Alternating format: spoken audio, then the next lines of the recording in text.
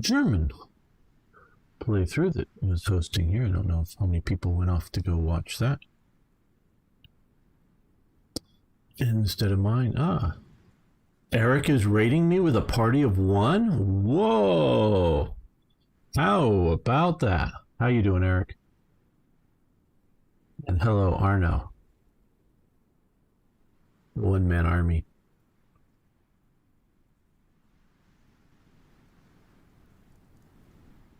Well, we're going to be playing Hearts of Iron 4 here with playing as France and getting started in just a moment. Making episodes.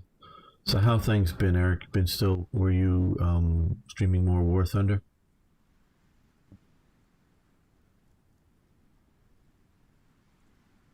Gonna get any B1s? Well, do I have any B1s at the moment?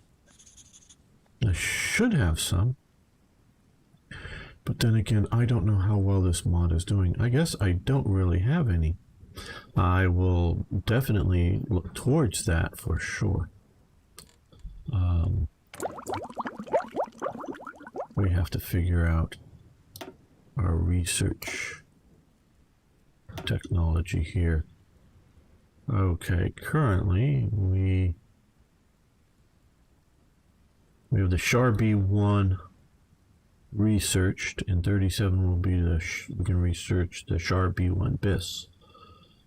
Maybe the Char B1 tier later on. Hey, Nagaro. Hello, Martin.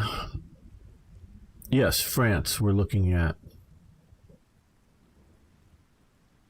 And Arno is over there as well. So, when are they going to put the Char Char C2 in War Thunder? That'd be a hoot.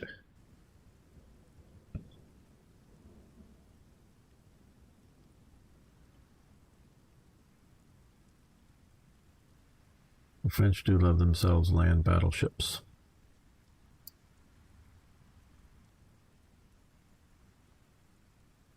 All right. Got a lot to say about France. I hope it will make sense over the episodes.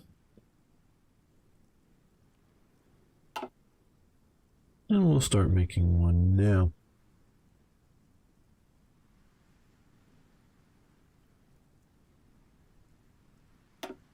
Welcome, fellow armchair generals. This is Gamer 1745 here with Hearts of Iron 4, Black Ice, and yes, from the title, you know, it's France.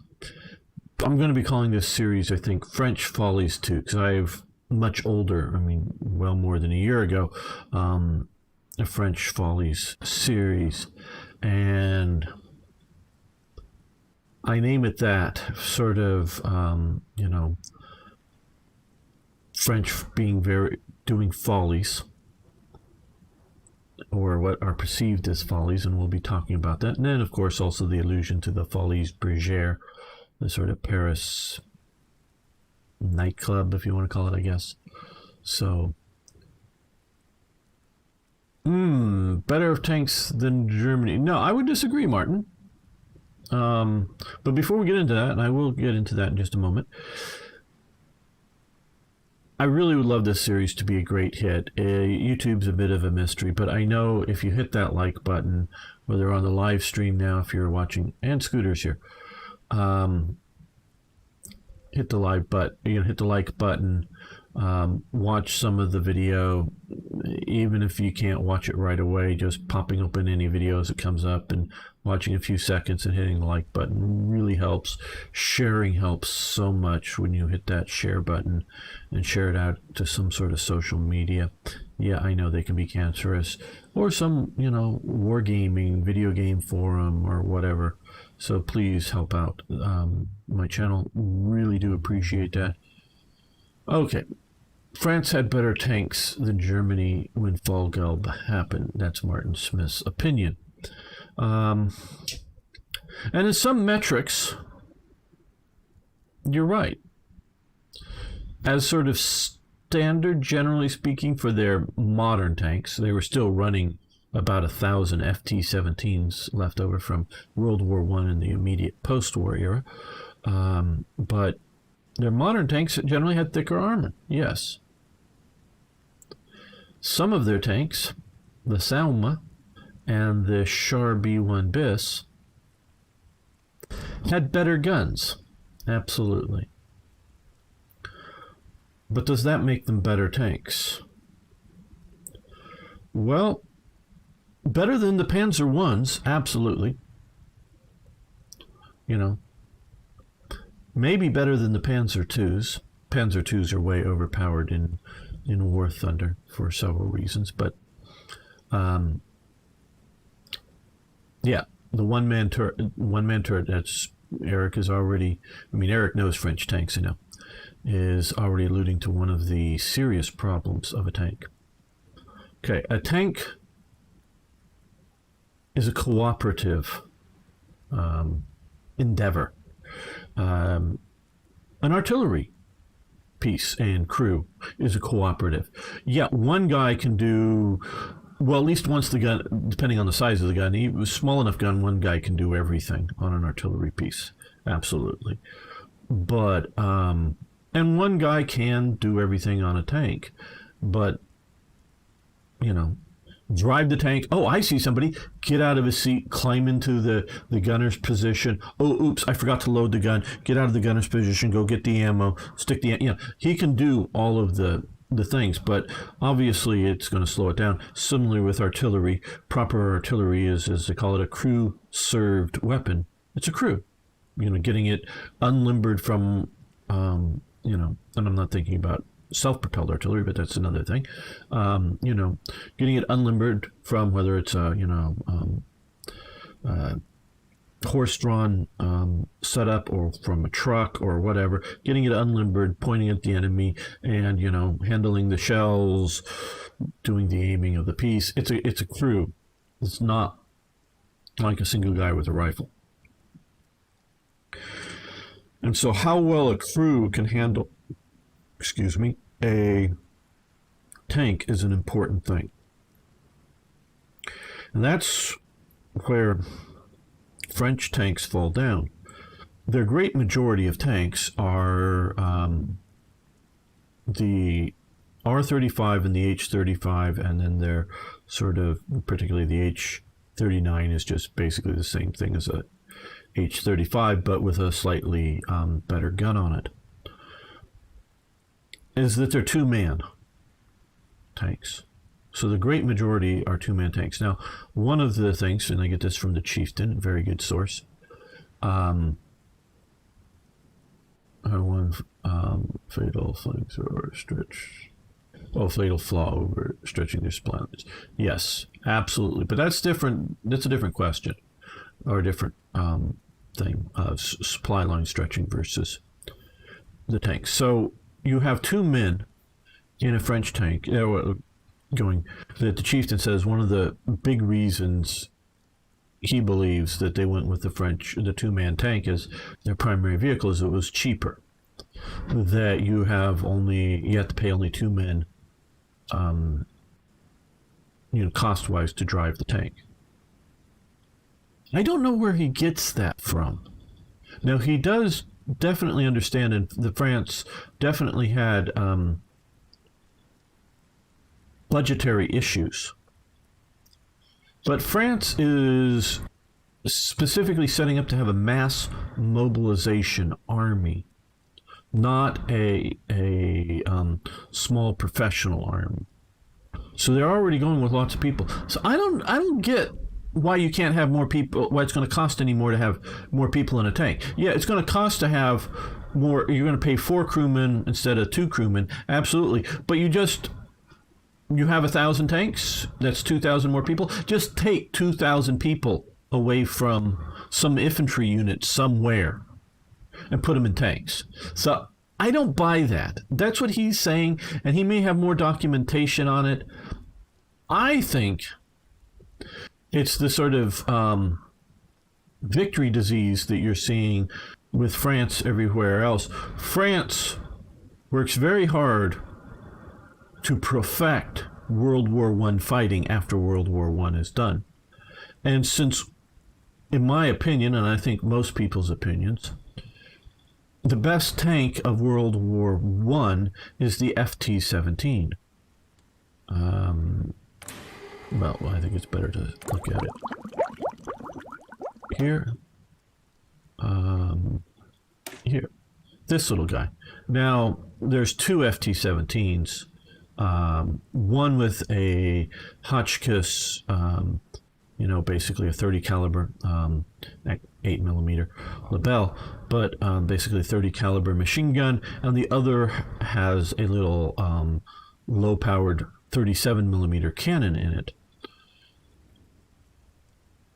And these two, and they're used together, intermixed. They're not separated out. And this is a two-man vehicle.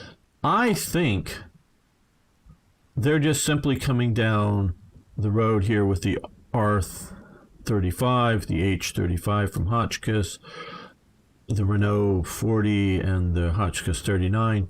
I don't know specifically about that, but I do know, meaning I don't know if that actually existed. Maybe. I look over here in my book, but I definitely know the H39 existed, and it is an H35, and it doesn't show up well or right here or correct here, in that it's a longer gun for the 37mm, so it produces a higher velocity round coming out of it. Yeah, I don't think these 40s things, they may have been a prototype, but I don't think they ever got produced. The H39 definitely did. And so, they're just, and they also have both the 37mm gun and a machine gun. And so what they're doing is just perfecting this concept. And they, within the technological limits of the time, they do it. Except for one thing, which is sort of deceptive there, that radio antenna. Most do not have radios in them. That is where they sort of fall apart. LP's here. I'm being Italy in my Italy's start. Take Italy, Ethiopia, take Saudi. Well, not doing World War II since UK would be distraction. Yeah, unrealistic in real terms, but I'm sure a good game strategy. Try to build up your Italian empire. Thank you, Arno. In a second, what is called FT-18? Yeah, I have heard it called that as well. Some of my sources just simply refer to both as the FT-17. I'm not absolutely certain on that.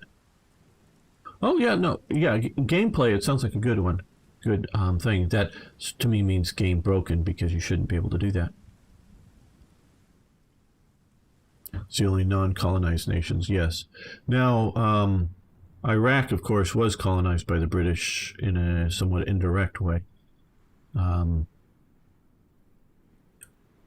Iran, not. But, yeah, decent strategy. So,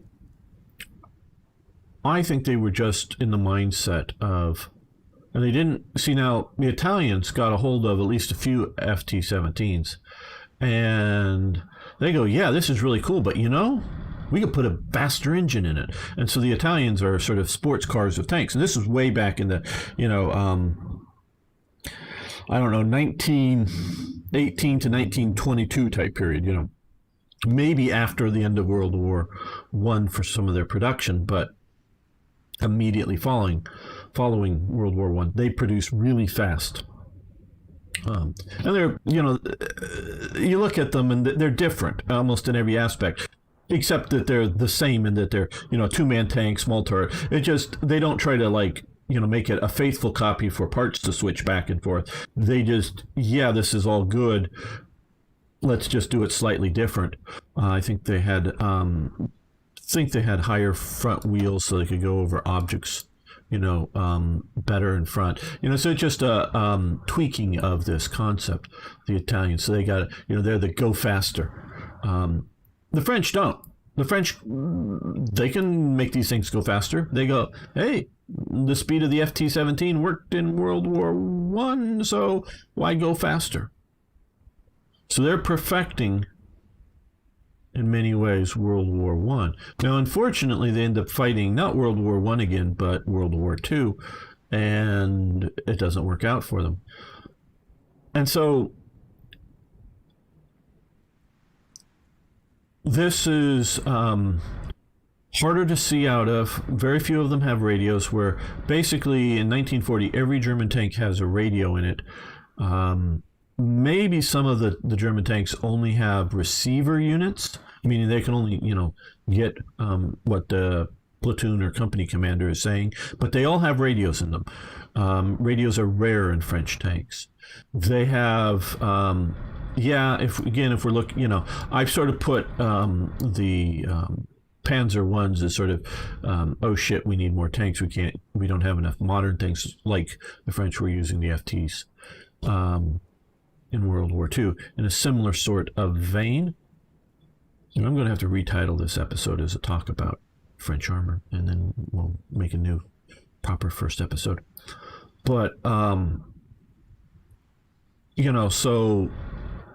we're discounting, in my opinion, right now, the Panzer ones and the Panzer twos as sort of, oh shit, we have to use these things. But the Panzer IIIs and IVs, and there was very few Panzer IVs, but a lot of Panzer IIIs. Oh, and also the 35Ts and the 38Ts also in this category, that they're better, and that they are those are 4-man tanks. The Germans are 5-man tanks. They have much better cooperation, including I think in most, if not all tanks, they have an intercom system, sort of using little throat mics to talk to each other. Don't know exactly how widespread that was in German tanks. So the crew, there's more of them to do more jobs. So one guy, his job is driving the tank. That's all he has to do, is drive the tank. Another job in a German tank is all he has to do, in proper German one, is load the gun. That's his only job. Now he has secondary things that he can sort of kind of do, is like help maintain the tank when they do maintenance work, maybe look out that little slit or hatch on the one side of the tank, on the loader side when you're not needing to be loaded. So just to see if there's anybody out there, you just keep looking out the left, Hans. That kind of thing, sort of other little duties there. But basically in combat, once the thing's getting hot, all he's doing is loading ammo. And the gunner, all he is doing is looking through the gun sights. And he may have multiple sort of gun sights and hatches to look through, but all he's doing is looking through those. And then you have the commander. Now in the 35 and the 38, you have a commander loader, in that he's the same guy, because it's only a 4-man vehicle. The British, won't go there at the moment, but you only have 4 guys. So and the commander's job is, all he's supposed to do is to look around. You don't see me looking around, miming looking around, and see where the enemy is, and see where the friendlies are, and tell the rest of the tank crew, what to do. Drive over there, shoot at that thing. That's all he's supposed to do. And then you have a radio operator, bow machine gunner sort of thing. Bow machine gunning is important once you're sort of mixing it up with the enemy troops close in, but mostly he's there, fiddling with the radios and keeping in touch with the other tanks in higher and lower command and doing that stuff. So that makes, in my opinion, German tanks absolutely better. Now, France does have tanks like the Char B1 here. Char B1 bis is just a modification, yes. And I hope better positions, going through all the good stuff. Are you going to play the dev server for War Thunder since it's up until the 13th? I'm not sure what I'm going to do with that. I might.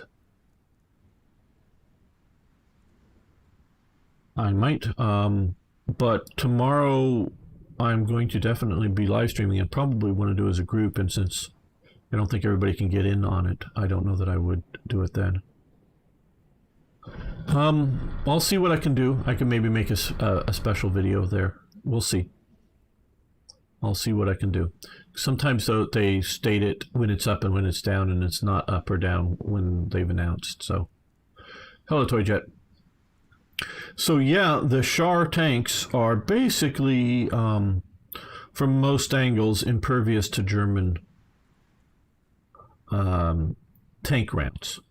Yeah, right there at the radiator, the Germans do learn that their anti-tank guns will penetrate it and knock the engine out, and a stationary tank becomes a bunker, and you can just sort of ignore it and go, yeah, there's some tanks over there.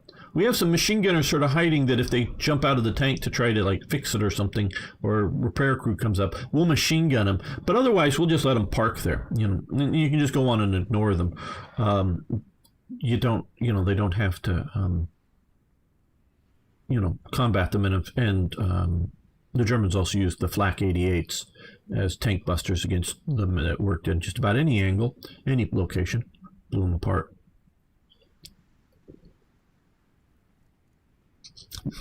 Now the Selma S-35s, that's starting to get to be a good tank. The problem that really lets it down is that it is still just a one-man turret. Your commander, because you got to have him up to where you can see things. You can't have the commander hiding down in the hole trying to look through one little vision slit somewhere. He has to be able to see around. Is sitting up here. He also has to load the gun. Yeah, he may have, because I think there is 4 people in this vehicle. Correct me if I'm wrong on any of these details, Eric, but I'm pretty sure there's 4 people in the vehicle. And there very well may be an ammo passer that might be able to reach up from down in the hole and load a 47 millimeter round in there. But I'm not betting that that's going to work out well. Oh, at least a 2-man turret, and it would have been much better, Arno. But in some of the ammo stored fairly low. So yeah, somebody could pass the ammo up to the commander gunner without having him to crawl around the tank to find different racks of ammo. And then it has your driver up. Excuse me.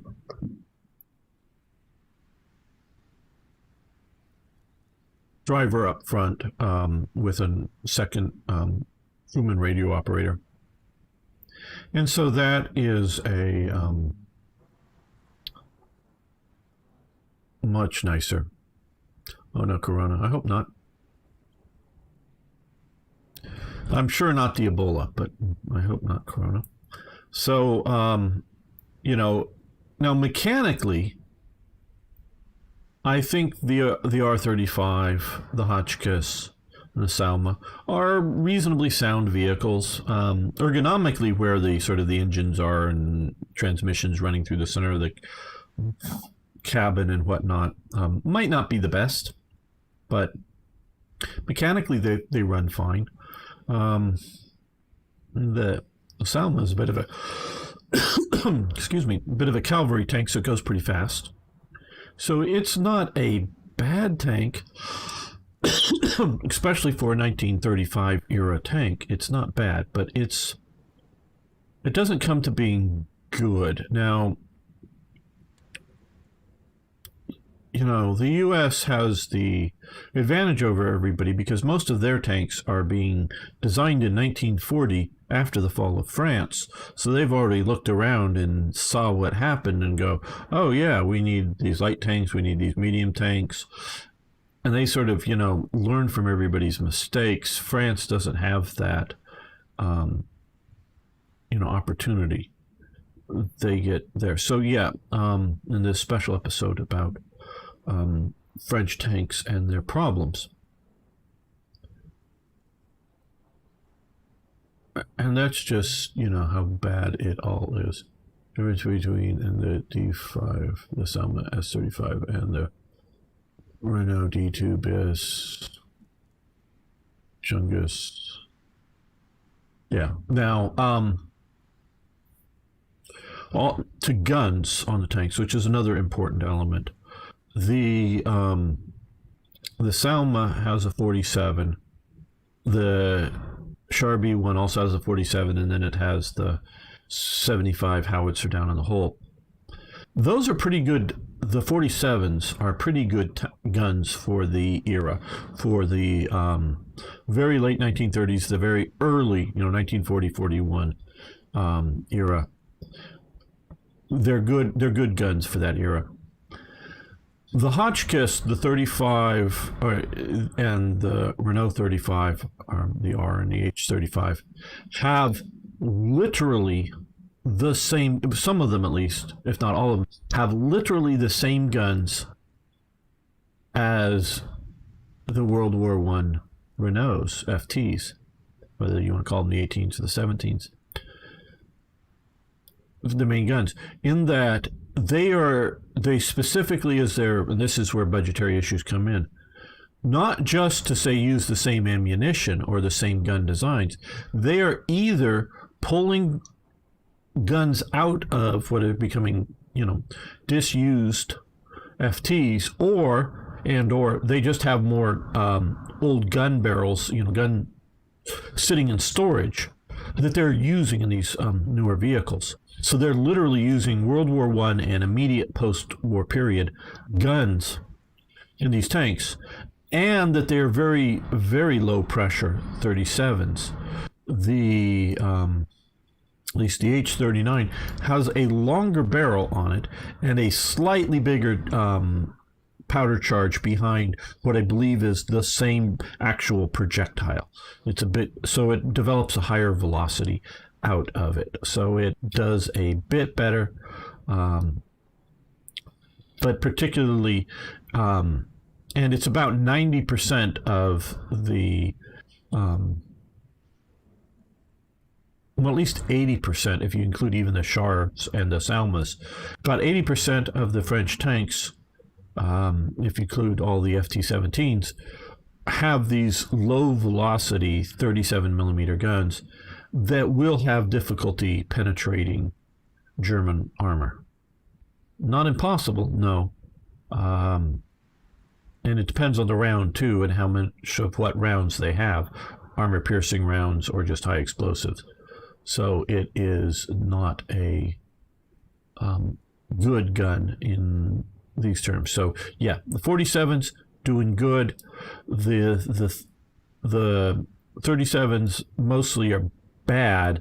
A few okay, but still not performing to the velocities of the German 37 millimeter guns.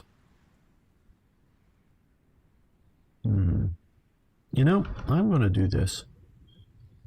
I'm going to make this a little bit more interactive here. I want to bring up an image, since we're looking at that, to illustrate. I know I have it. Hopefully I can find it quickly. And yeah, I will be remaking the intro or start. That will actually be gameplay. I hope this is all interesting to you. You guys seem to be listening to my prattling on about tanks. Here, it's not going to take too long. Let's see if I can find it fast. A photo that I collect things, and I've become a collector of digital photos.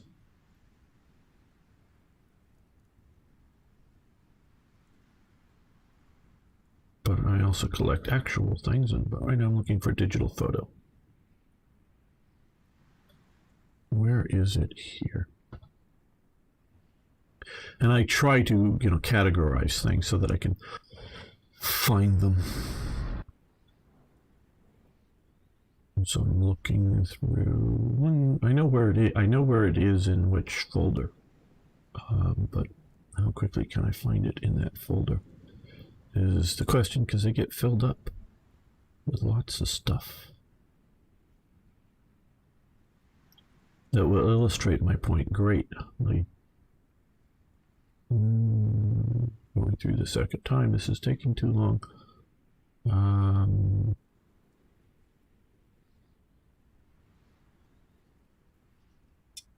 Well, let's see if I can find it quickly here.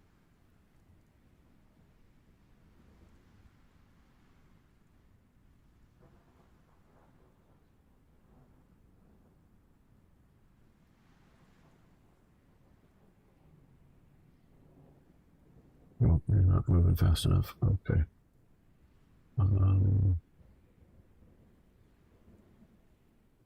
Sorry about the delay. Sorry about the delay. I know it's here. It's just a question of finding it. Keep them entertained, Arno. Tell them a funny story in chat.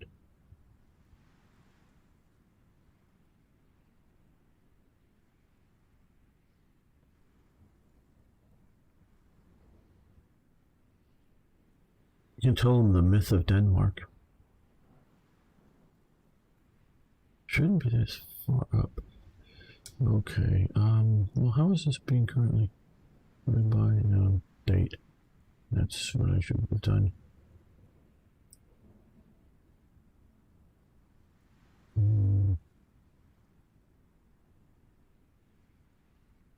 Okay, still looking through everything here.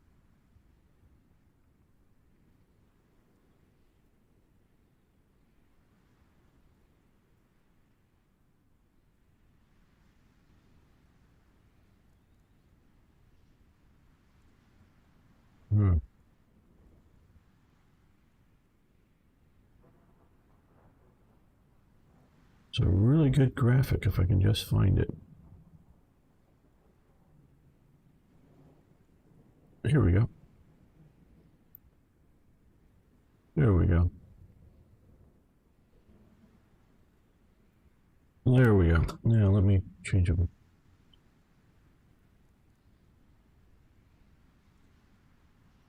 Okay, here we go. We'll share this. These are basically the 37 millimeter rounds used during World War II.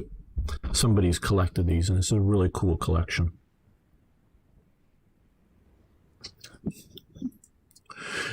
And here, the SA-18 French 37 millimeter. Now they identify it as an FT-17, the R-35, the H-35. That's what they're using here.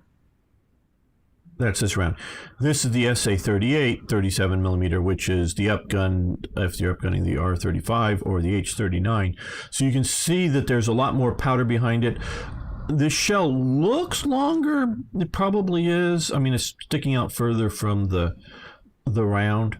So that tells you that, and it's coming out of a longer barrel, so it's going to go at a higher velocity. This ammunition is not interchangeable. Then you can see here a Japanese 37 millimeter rounds. This is an early Type 94, 5¼ inch long case here to give that, and a later Japanese version with a 6½ inch long case here. So both of these rounds should be performing better than the slow one. Now we see the German Pak 36. That is the 37 millimeter anti-tank gun. The two types of rounds coming out of it, the normal AP here and the APCR round here, and we can see the case here. You can see it gets a little bit narrower at the front end from it is, but it's a much longer case. So you know, right about here and right about here would be flush here. So you know, it's a much higher velocity round coming out of these guns. So we can see the good 37 millimeter French round here, the standard German 37 millimeter round here. Now the Bofors 37, this is the round that the TP7 used, the Polish tank. So their 37s are, at least without rechambering the rounds, do not accept the German rounds. They are a bit different. little bit longer. So now longer and may also be a little bit fatter coming out. There doesn't absolutely necessarily mean that it's a higher velocity round, because you don't always like fully fill the powder, different powder charges. Now the Czech 37 millimeter, this collector only has the projectile of, but it is a slightly different chambering than the, you know, so the 35T and the 38Ts, 37 millimeter guns are slightly different than the Germans, so they can't use the same ammunition. That is unfortunate for the logistics guys, but I don't quite know whether it was more powerful or less powerful right offhand, but this guy only has the projectile. But you can see the projectile is a bit longer than this. Now what this longer normally means that it's a better flight coefficient through the air. And then we have the American rounds here, that they're both fit in the same gun breech. This one is longer. This is the I presume this is the M51 as being newer, and this is the M74, but I'm not absolutely sure. But we can see it's a slightly shorter chambering or powder chambering than the German packs, but it gets a lot fatter in back, so probably it's going to perform, you know, you can look at the ballistic statistics and those are a bit you got to take those with a grain of salt, because who tested them where and when and how effectively. But so we can see the two types, and this is what's being used in the American Stuart tanks up until the end of the war, and probably this one's a bit later coming in. And then the British 2-pounder, which is a 40 millimeter, but it's working as a basically in the 37 millimeter category for vehicles, both in a anti-tank gun role, you know, a towed anti-tank gun, quick-firing 2-pounders, and a, you know, in-tank gun. And so we see a, not just, the big difference isn't really the 3 millimeters larger diameter of the projectile, it's a lot more powder behind, or it's a longer case. And so I don't know quite the volume fill of this versus the volume fill of that, but it's a longer case. So these are basically what we're looking at. There is no Soviet 30. I know the main round, they were using 45 millimeter rounds. I think they had some 37s or something close to that, but this collector doesn't have it. But just to show you what this collector did, and I actually added from text, those below the photos, the text to this image here, just to give you a perspective of how the different ammos look and work, and how these guns compared to the German guns, just the German's going to be a whole lot more penetrative. And the bigger the round here, potentially carry more explosive if you're talking about a high explosive round or a penetrating round with an explosive filler. We'll just go back to the game here.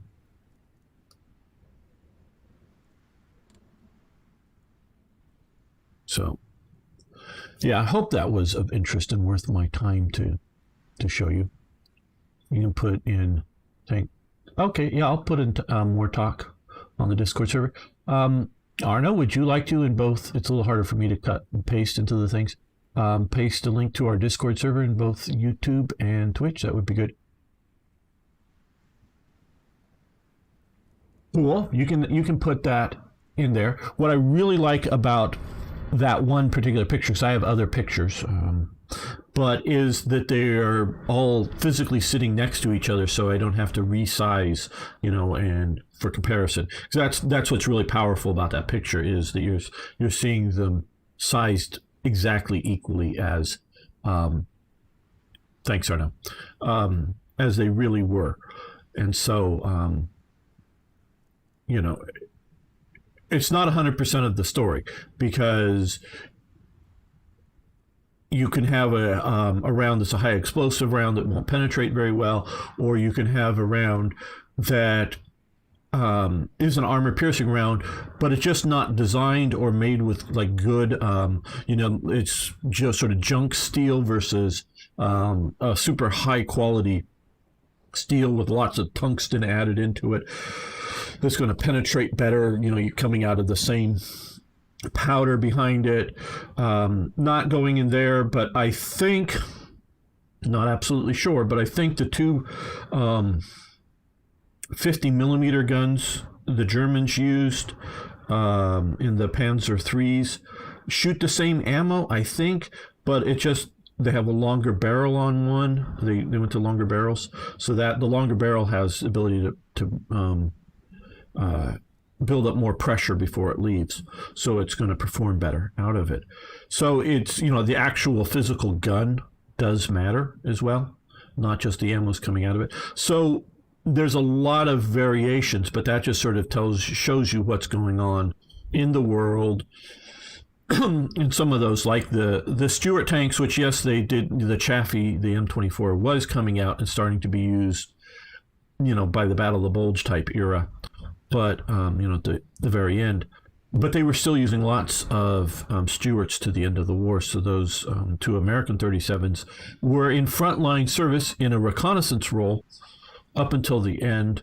The Germans basically are done with using any 37 millimeters rounds, except for, we have these 20 anti-tank guns here, and the Soviets are coming to our little town that we're, and so emergency use, but no longer as a frontline, want to use it. And they even put on a big grenade projectile thing that you load on the muzzle of a 37 millimeter gun and shoot it with a blank round as an anti-tank thing, as sort of a ability at short ranges to kill armor. You're going to take Turkey. Okay. Actually, Turkey was rather anti-Italian because they were afraid that Italy might decide to go in and tank. Thanks, Arno. So that Discord channel is open to everybody who wants to join.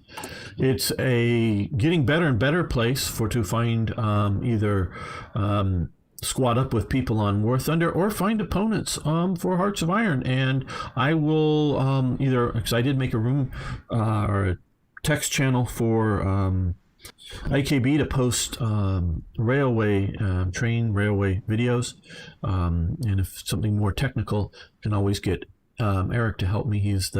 Thank you, Eric, for being such a great support on our Discord. He's the main Discord manager there at setting things up. But we'll add channels, whether for particular interest or just if we need more text or chat channels, audio for people to play. So I want it to be a hangout for as many of you who want to. And so, yeah, you can put the stuff there, just, whether it's War Talk is sort of in the War Thunder section, if that's sort of tanks specifically, or if it's more of a Hearts of Iron, there's the Hoist section, or just some other general sections. You can put the appropriate stuff. So share anything relatively appropriate, and so the moderators have the final say there. I've not had to overrule any of my moderators because I have great ones like Arno and Ari and a few others. So yeah, thanks everyone. Okay, well, this is going to be the end of our longish but hopefully interesting talk on French tanks. Again, like, share, subscribe. I'm going to make another start to playing this scenario. That'll be the first episode release. So thanks everyone. Yeah, and of course the live chat, we're going to keep going. Okay. Yeah, I hope that was interesting. Yeah, French tanks are, and I'm sure we'll talk a bit more as the series goes on, but they're not the worst thing in the world. And in some ways they were fairly modern, but others they just all fell apart.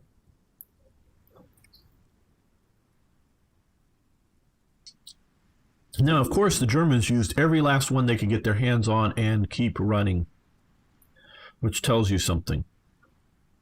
Not that they're good, not that they're acceptable, not that they wanted to use them, because they also kept every single FT-17 running and used that they could, sometimes taking the turrets off, and just sort of using them as some sort of, armored tractor to do something. Other times you see them like running around France with German markings on them. You have T-17s as, anti-partisan, anti-paratrooper landing type vehicles. They're using them. They use a bunch in Yugoslavia. One of Prince Eugene Waffen-SS division used some. Some others were used by I forget which Waffen-SS unit up here in this part of the Soviet Union.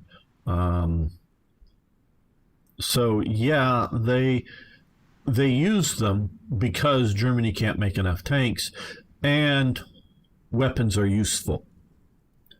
Because just having your local military police types or other, the ORPO, the sort of green police, stationed around, just instead of just having a bunch of guys with rifles and a few machine guns, have a couple of outdated tanks that makes an impression upon, hey, those partisans that are holed up in that barn, they're going to shoot us if we attack them. Well, let's bring up a couple of these outdated tanks and machine gun and blast the barn down.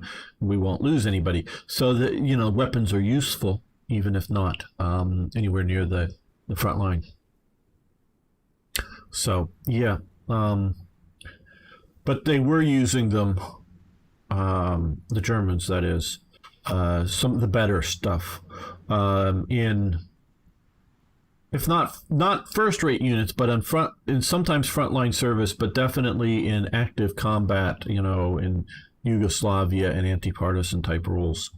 Some of them, seen some photos on some of the railway armored trains that the Germans did, that they would mount some one or more SOMAs on them and use it sort of as a mobile bunker on the train, but they also had a ramp that they could lower and drive off the train, so it's not tied to the train to go attack whoever's attacking the armored train. And so that they used them in, if not, main frontline service, but they used them in the front areas.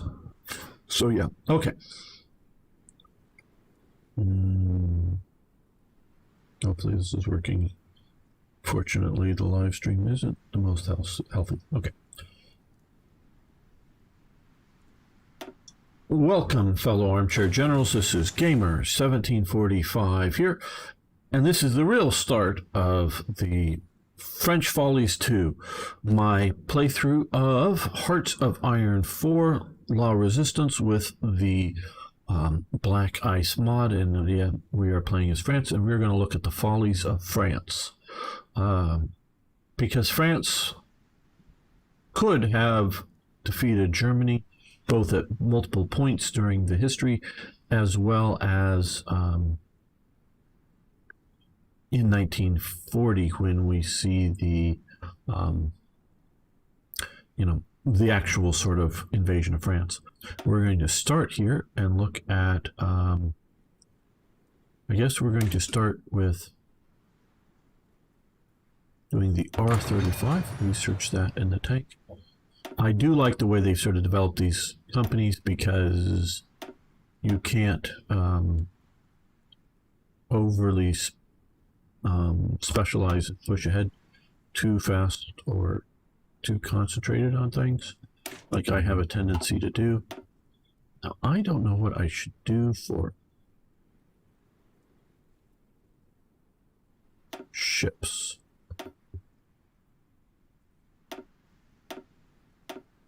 What models of ships should I? It looks like we've got a lot of our stuff. Okay, well, improved.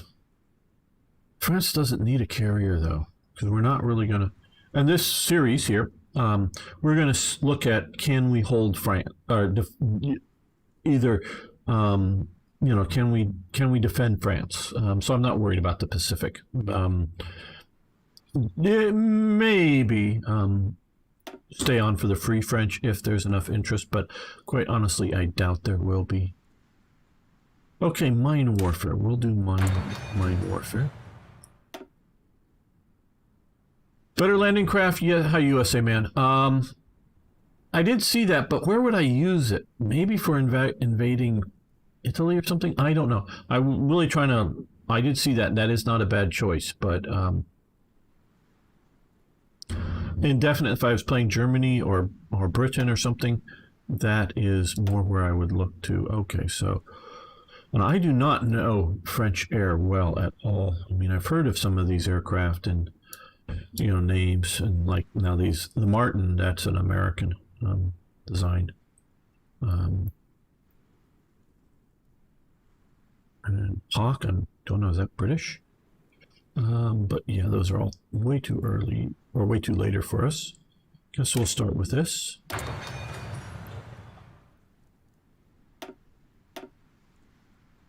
Now over here, all the 36s are done here. We could do Combat Engineering Company. Don't have radios yet. We could do Motorized Command. That would be useful for France. Infantry guns and uniforms. I don't know if we want to produce infantry guns, and well, we could do field uniforms. Okay, all-purpose slots. Well, let's. Oh, they're way behind even Germany here. Okay, basic machine tools. Yeah, I agree with Lum. I often agree with Lum, but often disagree with him too. But I agree that all the major nations, European, should start with basic machine tools. That should be something for like Iran and Iraq and Afghanistan to need to start researching. Do we want to produce? Yeah, let's do this. Research speed, get things going. Yeah, they got some good ships. Toy Jet, France does. Either subs or CA type vessels. Yeah,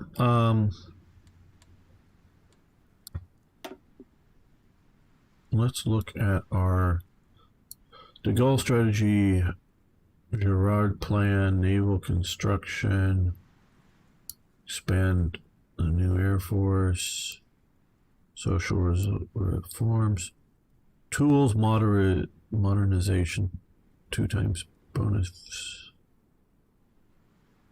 colonial investment.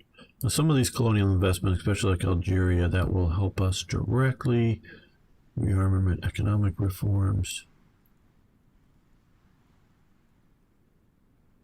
social reforms. We'll need to be looking at some of those. I guess we will do tools modernization. Hey, Exurgent. Yep, long time haven't we known each other.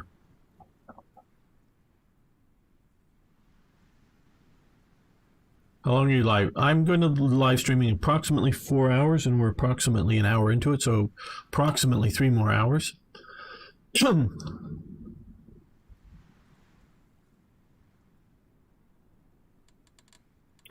Okay, so well, let's look quickly here. We need more anti-tank, more horse transports. Okay, so presumably we need more military factories. So let's find, well, some areas that are mildly well developed that we can put in some factory production. I think that will be it for the moment until we get more stuff organized.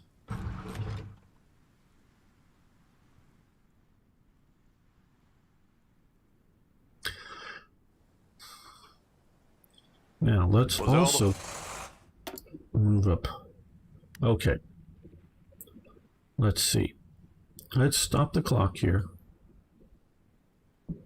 And let's create a motorized armored command here. Okay. let's find a leader for it. De Gaulle will look good at this, but I don't see De Gaulle on the list here. Oh, there's De Gaulle. But I don't know why he's only 3, and this other guy, Alphonse Jeune. Okay, don't know him, but we will go with him. Now let's create an army group here and get a field marshal. Okay, Weygand, I've heard of him. Gamelin, I've heard of him. And Alphonse Georges, yes, I've heard of him a bit. But, Old Guard, Defensive Doctrine, Career Officer. Old Guard, they're both Old Guard, which has problems. Promotion costs less, we don't care about that. So we're going to go Weygand. Okay, so now we're going to come over here. We're going to select all. And we're going to rush them. You can stay right where you are. Now, I haven't looked at these templates. Well, maybe I did quickly. Okay, that's a pretty good template. Mechanized forces. Okay-ish template, I guess. Now, we won't look too carefully at the equipment. Now here, yeah, they're not even fully filled up with theirs. Okay, so let's create a defensive wall force here. Maginot Line, but with other division.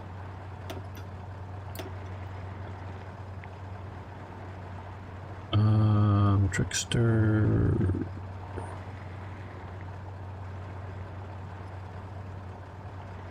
Yeah, defensive doctrine. That looks good for that. Oh, let's. God, I hate this color. I don't know why it's the color that they pop up the first. Let's go with sort of yellow for cavalry. You can join this force.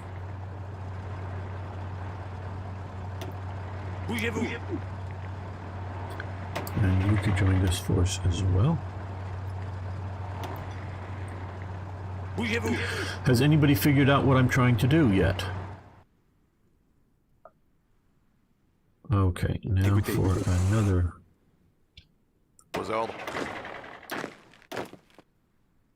force here. What do these, I guess, semi-motorized, yeah, faster than... You need to go there. You'll be the, I guess, final unit there.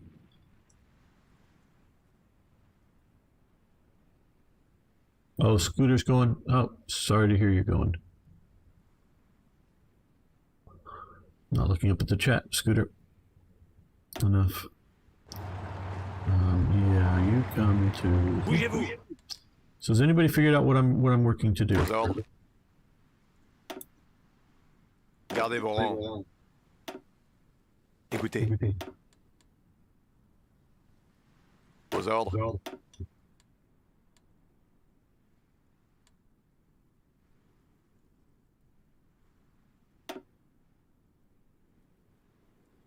Okay, Trickster, Panzer, but we don't have any Panzers in this unit.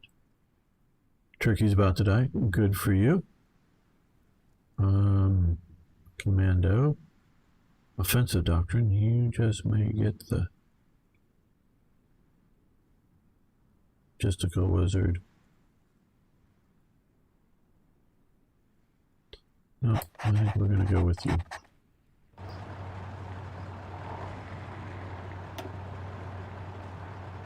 Select all. Bougez-vous. Into here, I don't know the infantry color for France, but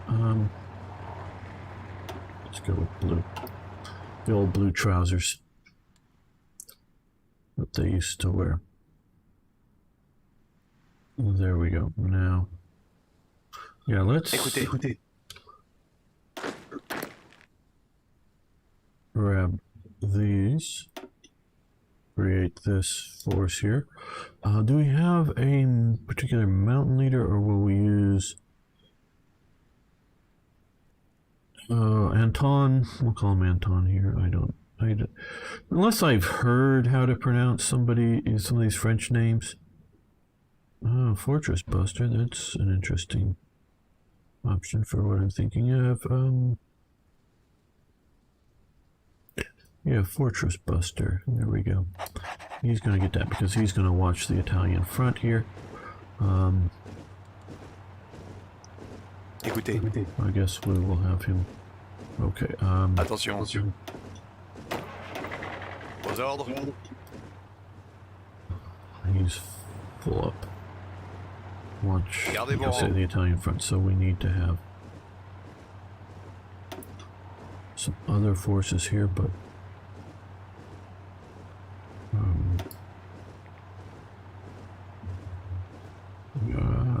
we'll go green. Bougez-vous. Whether we go offensive against the Italians, I'm not sure. Bougez-vous. We're definitely looking at either offensive or defensive hill operations. Arrêt.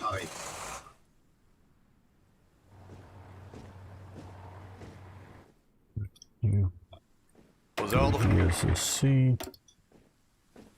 Bougez-vous.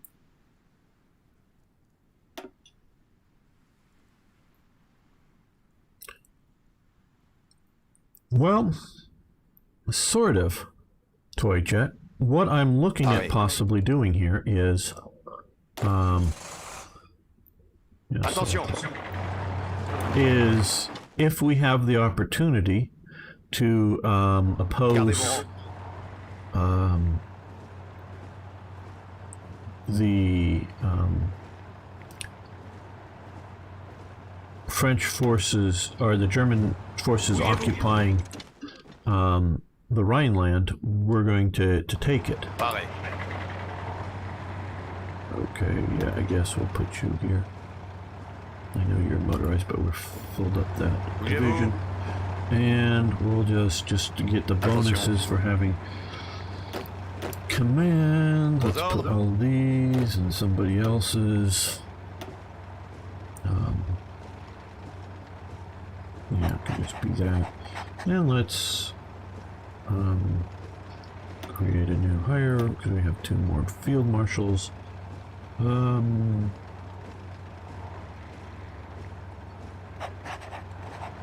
we go. So we're going to see if we can start the war early and see how that does. Now we'll make a save before doing that. Let's make a save right now. How to play dismiss alerts on videos. Okay.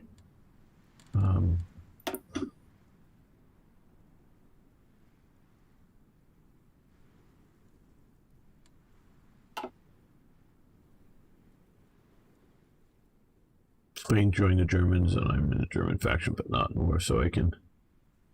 Very good. Now, are you playing Black Ice LP or just standard or some other mod?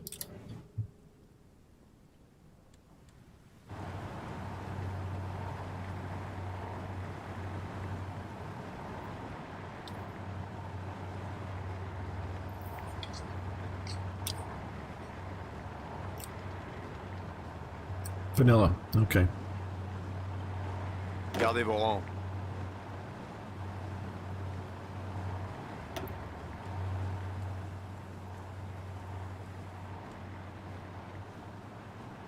Écoutez. Aux ordres. Oh, so Gardez vos rangs. make sure these are on trains because we want them there fast. Aux ordres.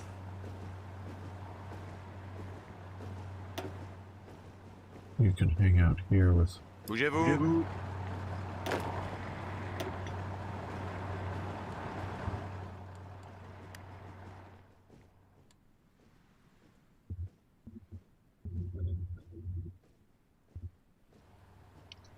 Well, USA man, we will try that out. That very well may be the case. Civil War. I don't know why it would have created a civil war. Not saying it wouldn't, I just don't know why it would have.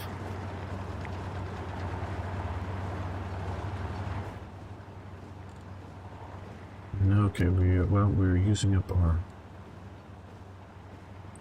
some of our fuel moving here, but let's see if we can import some fuel. Do we have a colony that we can get it cheaply from? French Indochina? No, just 6. Okay.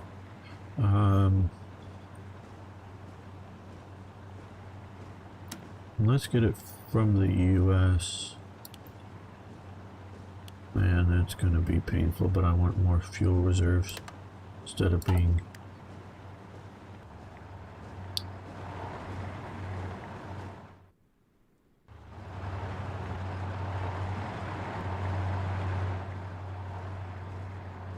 Attention.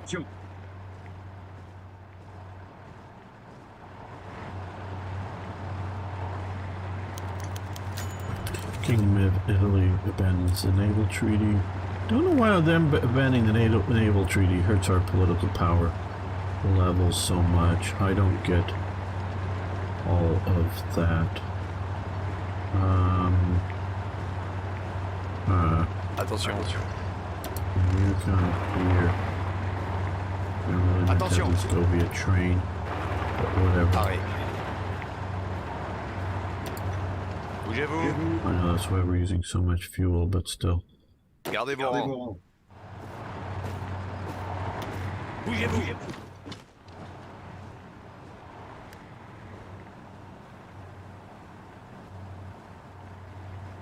Okay, toy jet. Yeah, that. The communists, because they were very much a puppet of the Soviet Union, the Hoare-Laval Pact. The press has unveiled the Hoare-Laval Pact to the public eye, which is being conducted behind their backs. France and Britain, eager to stay in good graces with Italy, have been negotiating a deal with Mussolini for a quick conclusion to the Second Italiano-Abyssinian War with Ethiopian concessions. This is in hopes of maintaining the nation's independence, but it has been done without their knowledge. It has caused an uproar from both the right and the left, announcing it as appeasement to Mussolini that would leave Ethiopia little more than a puppet state. Albert Surratt will lead until the elections. Okay. But this is Pierre Laval and Hoare, Michael Hoare? No, that's the English guy. I know very little about this, but you have to remember one of the main alliance groups in Europe at the beginning of 1935 is the and it's not, I guess, enough formality for Hearts of Iron to think it to be an alliance or faction here, but is Britain, France, and Italy. Even though Italy had gone fascist, they were very much in alliance. And it's more or less left over from World War I, but I would say very much still active. And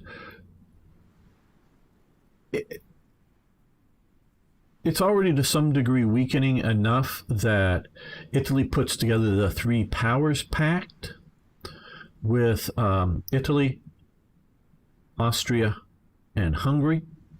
Those are the three powers in an anti-Hitler alliance, anti-Hitler German alliance, because I guess Italy is not all that comfortable that France will come into war against Germany if Germany is threatening Italy, and by threatening Italy, because of Hitler's rhetoric and places like in Tyrol and Trieste, especially Tyrol, he's worried about Germany wanting former Austrian territories back, as well as simply just being another major power on his northern flank that is hostile. And so he sees fascist, and it is fascist, the Fatherland Front is a fascist party, in Austria as a ally and a buffer state. Meaning, so if they, the idea is that if they attack Austria, they've got to come through. There's the pass through Innsbruck, the Brenner Pass, but that's something that can be very well defended. A lot of the hills that were the mountains, I should say, that were fought over in World War I are now in Italian possession, and the Italians believe that they can hold, somewhere along here fairly damn well. So they want to move up and hold this sort of area. If Austria is attacked, can they hold Vienna against Germany? Well, if it's a 100,000 man army, yeah, hell yeah, especially if Hungary is marching to, support on this side. So this is all set up as an anti-Hitler alliance. And of course, this gets eroded by Mussolini declaring war on Ethiopia and invading, and the British and the French, as Mussolini sees it, stabbing him in the back in the League of Nations and there currently is, historically, an embargo against Italy for all League of Nations, all the members of the League of Nations, from not exporting anything to Italy, and probably also not buying stuff, but definitely not exporting. So I should not be able to trade with Italy except for oil. Italy can buy oil. That is probably the one thing that would have got Mussolini to back down. But they definitely are trying to put significant military pressure, economic, political pressure on Mussolini, and Mussolini sees this as a problem. And so Mussolini this is what pushes Mussolini into the Hitler camp. But this Hoare-Laval Pact is trying to, carve off very big chunks of Ethiopia to give to the Italians and leave a rump state that is nominally independent. I don't know, but definitely allows, shall we say, economic penetration in by Italy. But I don't think the Ethiopians would have accepted it. I think they'd rather go down fighting than accept it. Thanks, Arno. Hello, Eric Rosa. How you doing? Yeah. Okay, and so that was already ongoing because the Italian invasion starts in 1935. So we now have Albert Surratt, liberal. Well, very good. You're doing all right.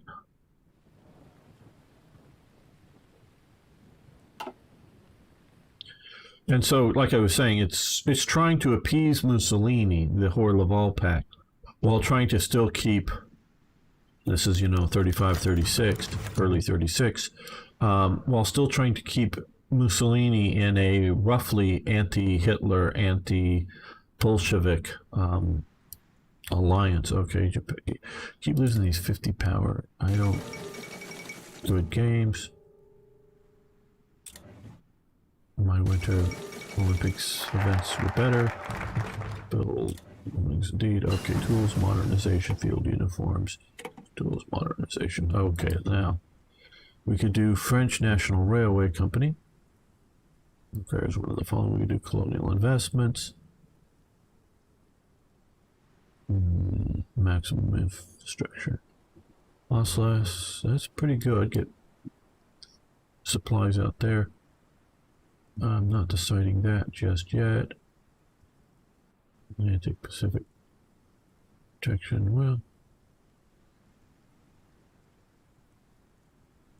where are the air bases? Oh, Madagascar and wherever. Nice for later on, maybe, but not. Colonial investment. Buildings on Aleppo, Damascus, Lebanon, Morocco. I do want to develop Algeria, though. Decrease unemployment, lots of civilian factories. Well, we need the railway company to do that, so let's do that because we want to decrease unemployment. We would love some more research.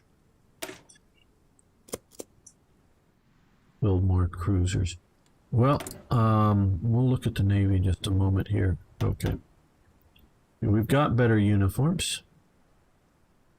It still says we're using the Shoshat. Machine guns. They really weren't, I don't think, by this time. Maybe they were. Yeah, Lum's right. They shouldn't be using these things, but...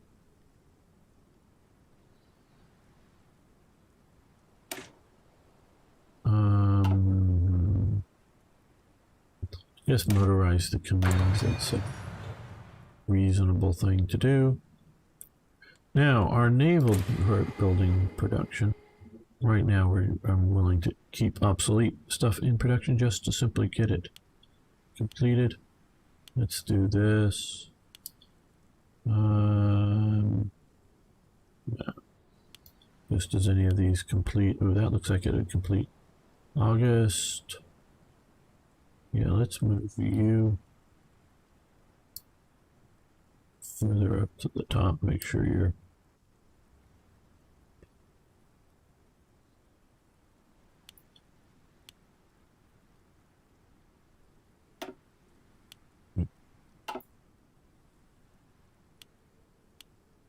get the submarines produced. Well, those are almost completed there. Okay.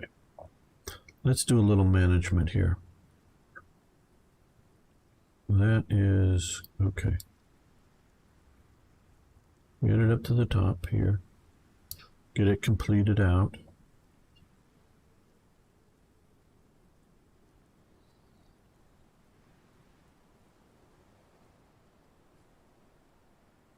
This way, when one of these submarines get completed, it immediately roll in the production yards to get it fast completed.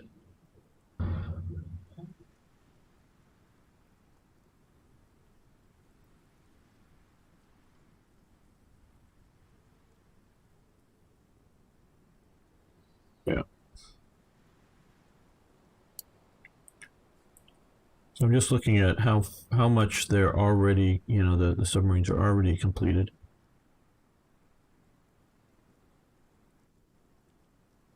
Do we have the Sukruf? We'll check that in a moment. One of the coolest submarines of the period. A lot of these. Come on. We'll get some of the better ones. Okay, then we'll leave that one down at the bottom. It'll take so long to get completed, and I do want to get some of these. Tiny better heavy cruiser when you get points for it. Yeah, we will see about some of that. I want to look at our Navy. Okay.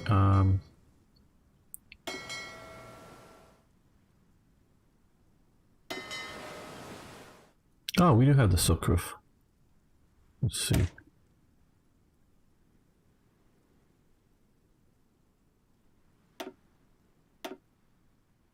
Max range.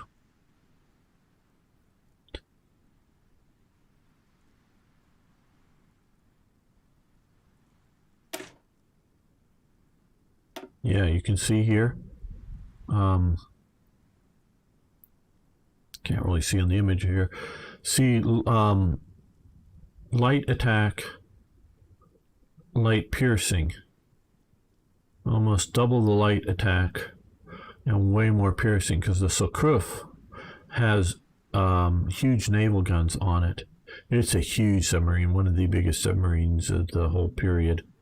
And it also, yeah, you really can't tell. It also has, I use the same photo here, also has an aircraft. that you have to, in a hangar, you have to take out and then assemble. You have to put the wings on it. It looks sort of like a World War I type aircraft. Mono wing, but just sort of wood and canvas and whatnot. It's not an attack. It's just an observation aircraft. But it's a giant submarine.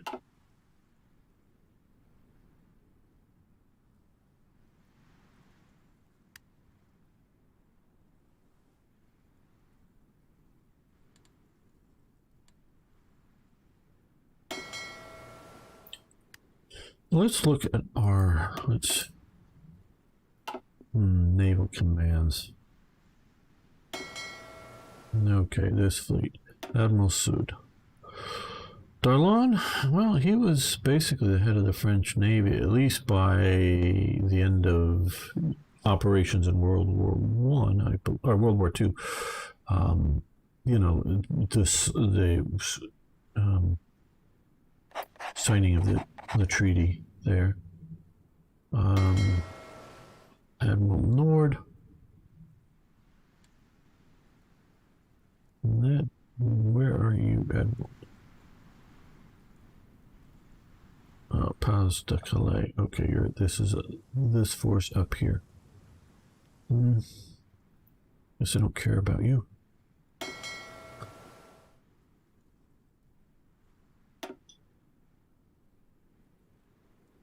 We have a carrier.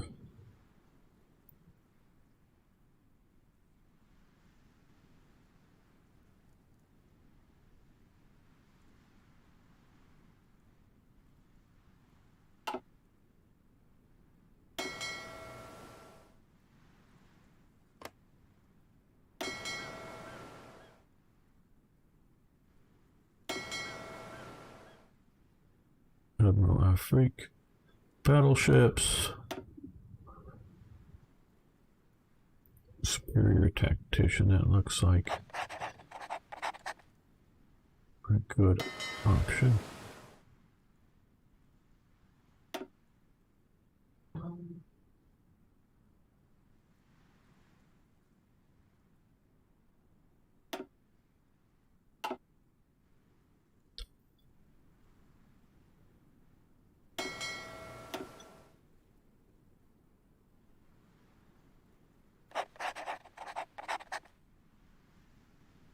Let's move you to here.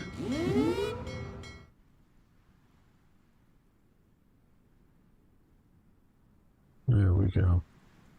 We're going to leave the North Sea to the British.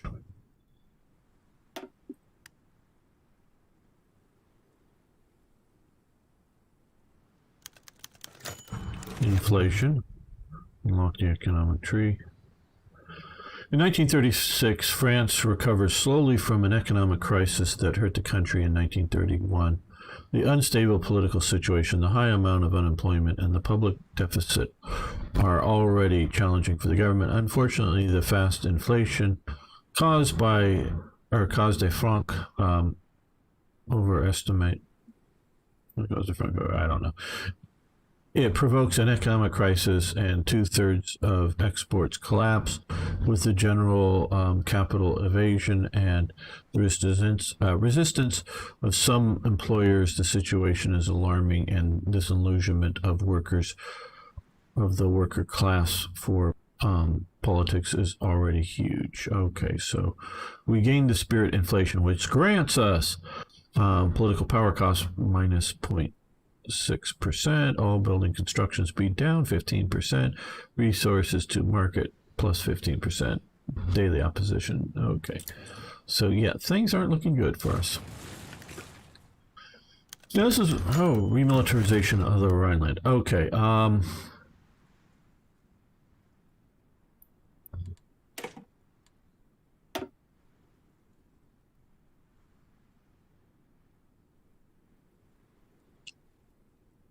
Rhineland safe. Okay, we are going to gain stability, change. This is an act of war, rally the British to our side. we are going to go to war. And why I say this, because I do want to come back and be able to try the other option.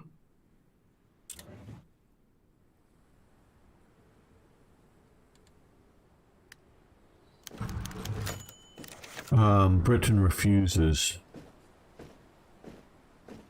Okay, France mobilizes. If war breaks out, we will suffer civil war due to our disjointed government. We're going to try this anyways.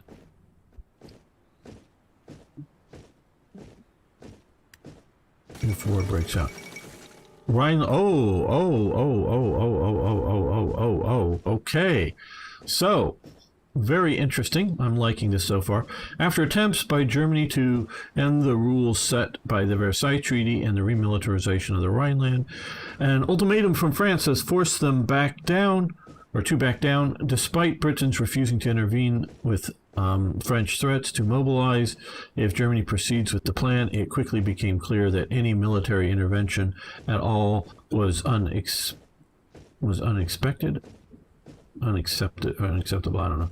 So Germany, they did not think, Germany was not prepared to face France in an all-out war. As it stands, the Rhineland will remain demilitarized. I'm not speaking very well at the moment, am I? Or reading very well. As it stands, the Rhineland will remain a demilitarized zone dictated by the treaty unless Germany goes to war. France stands alone but strong. Okay. So, now this is an interesting thing. I was fully prepared to go to war just to sort of see what the hell, would happen as an experiment. But Germany backed down. And that is the historical situation. Germany, from everything that I've read or heard on documentaries, Hitler issued orders to the military commanders that were going into the Rhineland that if they saw any French military forces moving to oppose them, they were to retreat back out of the Rhineland and not even fire a shot at them. Try sort of like we sort of see this German garrison unit moving in and then, oops, pulling back out. Because Hitler and the Germans were not ready for war with France, but France did nothing. Yes, you're right, USA man. So that was what happened, or would have happened, I believe, historically, had France tried that. French Indochina. Yes, we will get our rubber from French Indochina. Now we have a massive political power. But I think having the Germans back down should be a political power gainer that would, get us, 150, not like make us super powerful, but make us back to near, zero. Okay, well,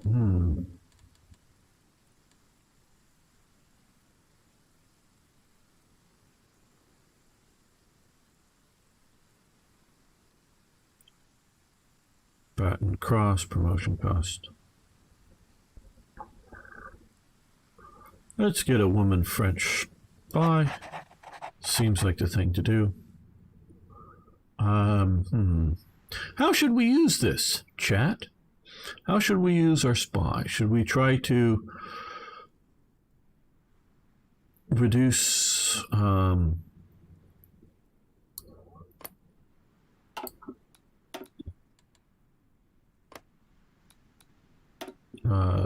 spy? Should we send should we root out resistance, control trade, diplomatic pressure, build an intel network, and if so, where, or just do counterintelligence?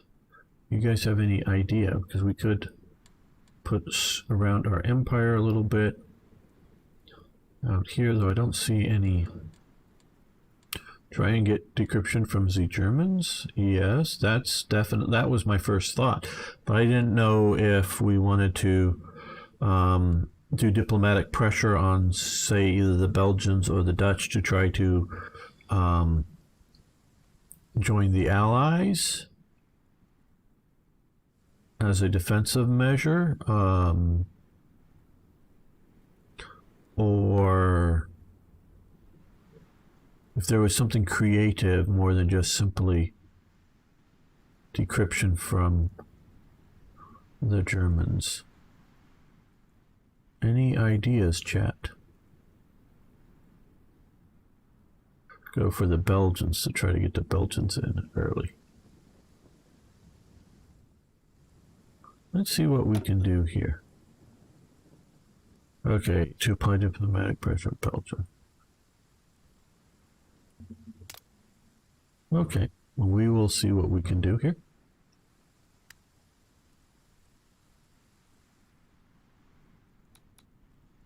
I am not good with knowing the ins and outs of spies, so I'm trying to learn some of that, how they can be used.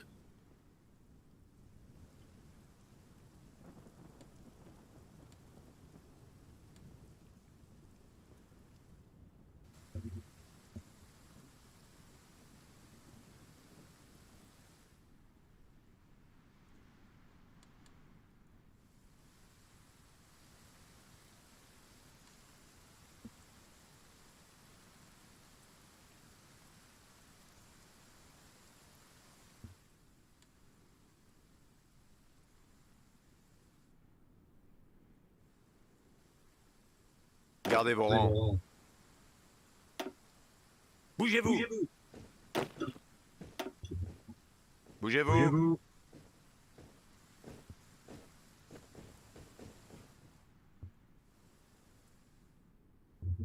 Gardez vos rangs.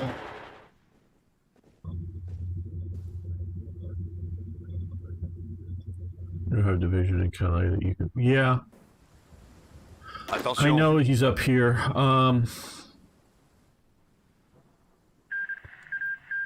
Okay. Italy's won its war. Italy takes Abyssinia. We could. Now, if we're going for a traditional 1940s war, having them down here would be a mistake. It would be better to have some more units up here. Events, decisions, timed out. Well, I don't have any political power for any of this stuff.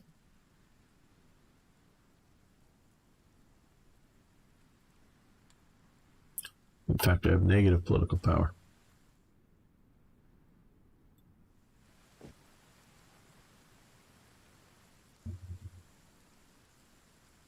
So what would have been the results of Hitler having to back down? Because I think that's clearly what would have happened. From all of my readings, I don't question the likelihood that that is the case, that Hitler would have backed down had France militarily moved to keep the Rhineland unmilitarized. And so right now, there will be no West Wall. There's going to be no German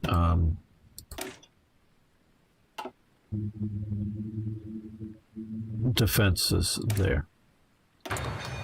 So that will change things.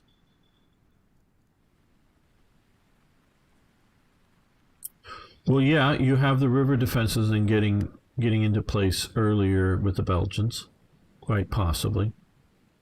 But also, if we can get them in our faction, we might see other uses as well for that. But so Hitler would have had to back down. Just incapable of fighting France at this time. Would that have brought down the Hitler regime? Okay, decrease unemployment, economic reforms, gain political power, no stability, military complex, nationalization, rearmament, world tension. Yeah, it needs a lot more world tension. Franc devaluation requires economic reforms. Budget deficit law. I think that may be the way to go here. 63 days. Develop Morocco, develop Tunisia, decrease unemployment. Well, we're going to do this first. Maybe Hitler would be focusing on the Soviets. Good thought, USA man. So yeah, more city factories. That's what we're going to do. Now, Hitler's, I would say, genuinely worried about the Soviets, and genuinely also wants to go in and conquer Soviet territory. But he can't. Well, if he has a demilitarized Rhineland, and if you don't know it right now, really also another, we talked earlier about the Three Powers Pact. I don't think it's maybe, well, I would say in game terms, and there was some sort of treaties or documents of understanding, but basically France and sort of Britain, but France is guaranteeing the independence of Czechoslovakia at this time period. So it's in some sort of an alliance. To the point that some of the sort of designers for the Maginot Line are over in Czechoslovakia developing the Czech border defenses. So they're close cooperating. So there's this, Franco-Czech alliance. And in the beginning of 1936 here, we could see that if France goes to war, and you have Czechoslovakia, who has a fairly large nation here, has a dagger pointed right at the heart. It almost looks like a dagger pointed right at the heart of Germany. Now, they get outflanked once Austria goes German, but here it's, if you're going to have a vigorous offense from France, this is sort of defendable, okay? And so, yeah, Poland, Czechoslovakia don't have the best relations. In fact, Poland wants this province here. And Czechoslovakia doesn't want to give it up. And Czechoslovakia also has a bit of an informal alliance, more informal, with the Soviet Union. And Poland is unwilling to deal with anybody who's willing to deal with the Soviet Union because they fear them, especially like in 1936.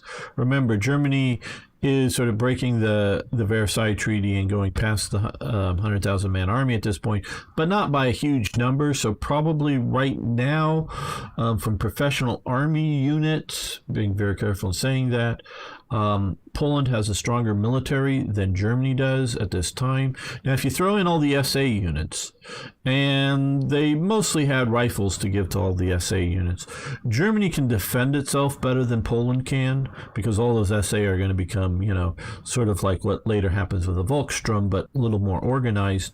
They're going to be, a defensive force, and then you have the Veterans League that the Nazis have centralized. There had been a bunch of different veteran organizations that are also sort of a defensive militia unit of, former, trained soldiers. So it's not like Poland's able to conquer Germany, but at this point, again, in early 36, Poland's probably able to defend itself from Germany. So it's not that worried about it. It's more worried because they have had a war with the Soviet Union in 1920, with the Soviets trying to invade in the Battle of Moscow. So they're more worried about the Soviet Union than they are worried about Germany. Now, eventually it switches to be more worried about Germany than the Soviet Union. But so there's, the Czechs won't deal with the Poles because the Poles want part of Czechoslovakia. Poles won't deal with Czechoslovakia because they're dealing with the Soviet Union. But still, Hitler isn't going to get in boats and sail up to here and invade the Soviet Union from up here. So he's going to have to come across some of these territories, which probably means war with France. So just focusing on the Soviets wouldn't be a viable option. does it sort of, prove Hitler weak? Meaning whether there's a military coup against him for his reckless behavior in trying to militarize the Rhineland, or does it mean that various political enemies, including enemies within the Nazi Party, might work against him? I don't know. I don't have a good answer. But it is definitely graphics pending, Second London Naval Treaty. Okay, election, communist in government. Communist movement in the French Republic, fueled by dissatisfaction among the working class and radical trends among academics, has grown large enough to lead to the formation of several parties. One of these has gained considerable support at the current elections. Politicians in Parti Radical have started debating whether or not to seek their support in forming a government, although they consider our democratic institutions be little more than bourgeoisie tyranny. They seem eager to make changes they want to see through cooperating with governments rather than overthrowing it. Okay, well, by 1936, to the best of my knowledge, prove me wrong in chat or post below, but all communist parties around the world are basically controlled by Stalin. That's why you see non-communist parties, socialists, syndicalists, which is just another type of socialist, groups not controlled by the Soviet Union, but basically the communist parties around the world are controlled by the NKVD or the Cheka or whatever you want to call it. And so they're a Stalinist group. And so they promote the ends of Stalin, not social reform or whatever locally. Communism in France is very popular at this time. Relatively popular, yes.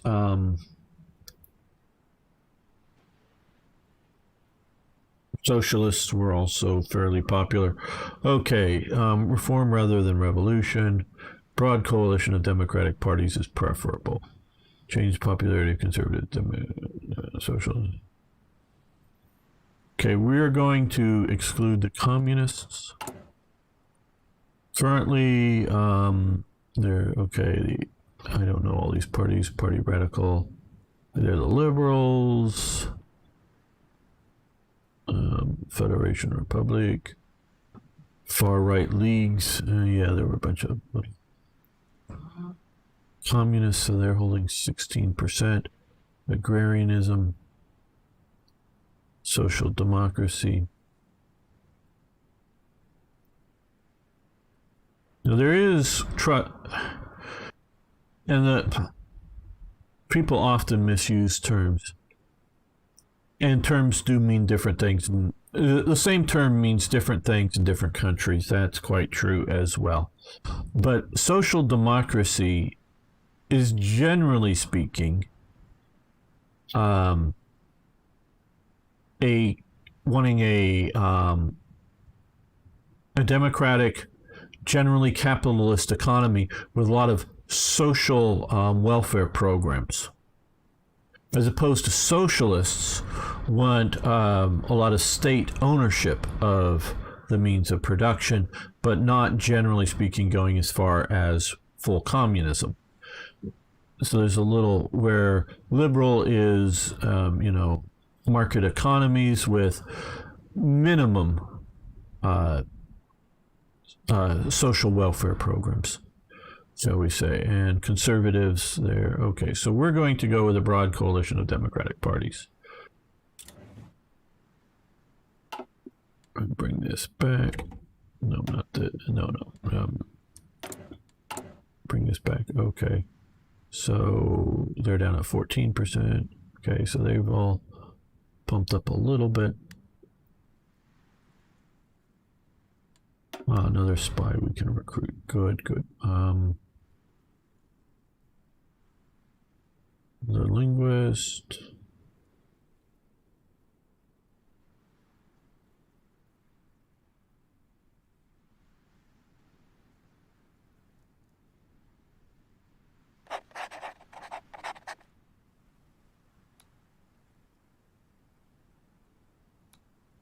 Let's get him. So, Arno, or anybody else in chat, do we want to try to put diplomatic pressure on the Netherlands, on Denmark, on Czechoslovakia, on Poland, to try to outflank Germany, to shore up our northern flank? What do you guys think?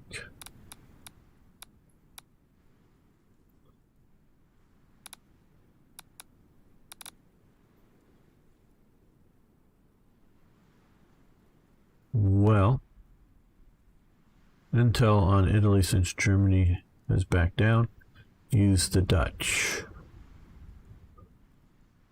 I don't know that we need intel on Mussolini because that isn't going to happen without Germany. I think we'll go with our Dutchman here and decide to apply diplomatic pressure in the Netherlands. Okay. So they're up there.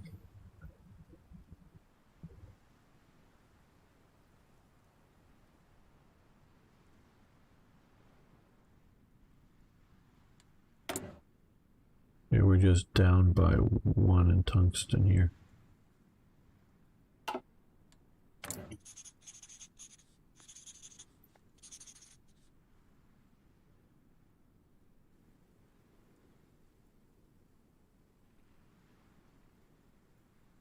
Now we're slowly catching up on production.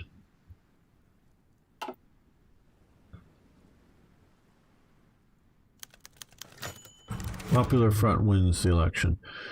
The Popular Front is the winner of the legislative election and gets the majority of the parliament. The alliance of left-wing movements, including the French Communist Party, the French section of Workers' International, and the Radical and Socialist parties, announce the formation of a government headed by CFO leader Léon Blum. The French hope that Blum's government will implement social reforms to put an end to the current political crisis. Okay, do we trust the election was free and fair? I don't know. Okay, so now we have Léon Blum. Communist Party are there. Okay, we're at the 15, 26.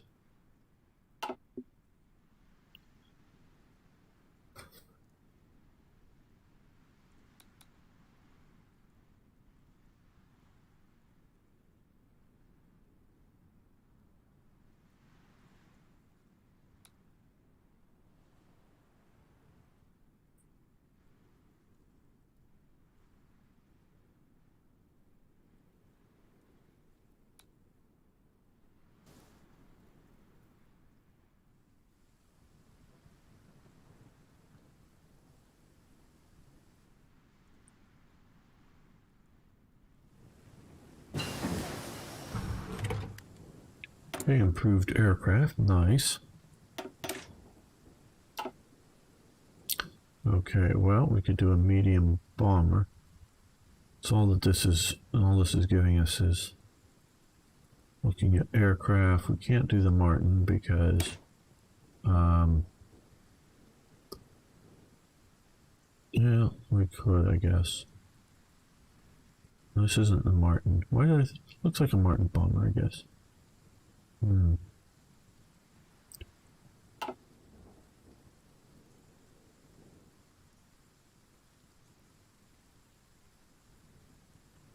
Maybe it was just because it's in that line. Carrier. Well, that's way too far in advance. Well, I guess we might as well do that. Roughly on this. Well, let's see which one. Okay, we can change this.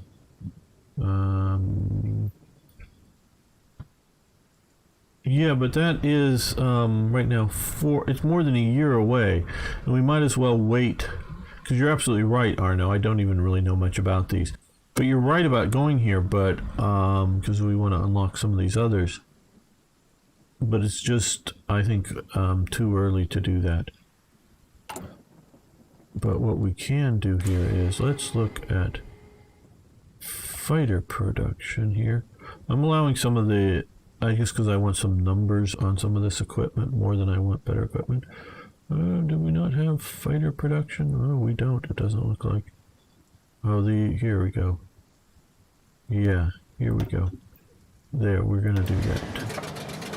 That's what we're definitely gonna do. Get a little better. There, we can see our plans to get some of the ships done a bit sooner are working.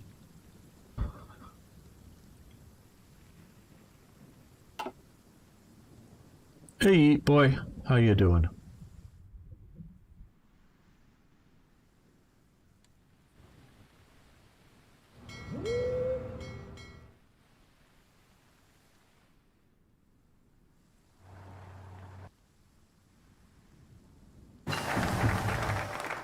Decrease unemployment in basic machine tools. Very nice.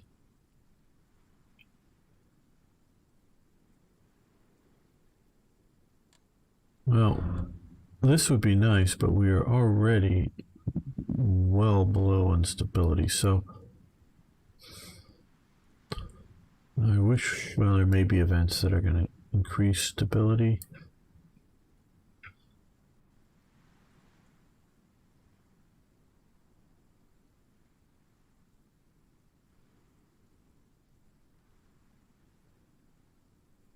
Naval construction. Yeah, I think we need to play the political game right now a little more.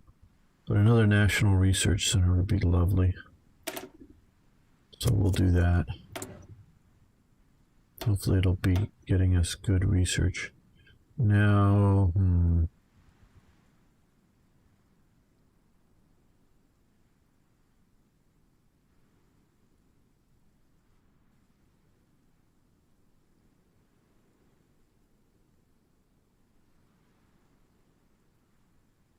yeah, I think we'll do that just because we're too close for bombing.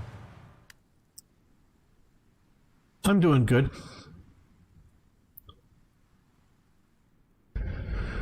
Well, we have some divisions down here, some colonial sort of militia type units. I'm planning on leaving here because I don't figure they're going to be very good.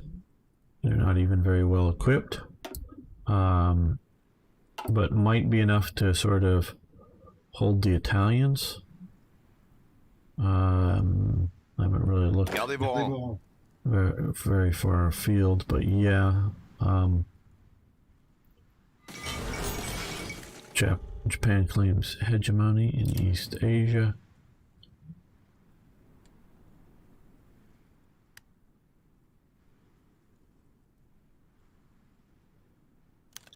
Oh, there probably is a focus, but we'll look at that in just a second. The mitigation agreement. After the election of the Popular Front, a massively general strike of the working class breaks out, initiated in Le Havre, accompanied by factory occupations to prevent lockouts, and had quickly spread to all of France. More than 1 million workers were on strike. The socialist movement immediately followed the electoral victory of the Popular Front to reach its position of force. The new left-wing government, headed by Léon Blum, negotiated with success social agreements signed at the Hotel Metagon. I don't know how to pronounce these French words. All the workers benefited from these agreements, which are legit right to strike, paid vacation, 40-hour work week paid 48, work week paid 48, and the removal of all obstacles to union organizations. It will be significantly slow production. Okay. Well, slower production, not necessarily what we wanted to have.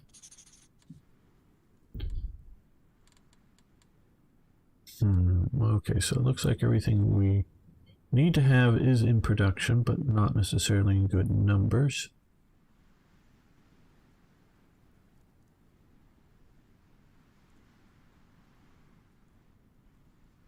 Recon equipment, motorcycles. I think we're going to just go with increasing the number of fighters in production here. So I think that air war may be critical.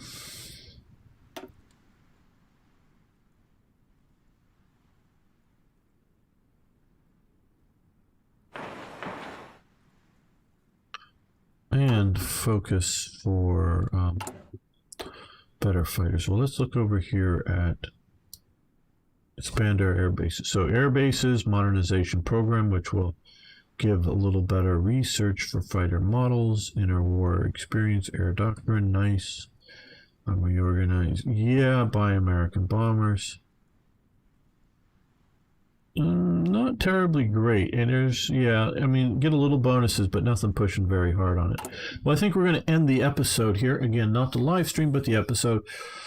Thank you to all who've made it this far. Please like, share, subscribe. I really mean, you don't know how much it helps. It also just really helps to comment below, say hi. If you don't know what else, if you can, I mean, literally just say hi, or if you don't think I know where you're from, tell me where you're from, or tell me again where you're from, because I do sort of remember, but I like to know where the viewers that are actually paying attention are from. Helps me very much. So thanks all. See you next time for even more Hearts of Iron. Yeah, don't worry, we're going to continue here.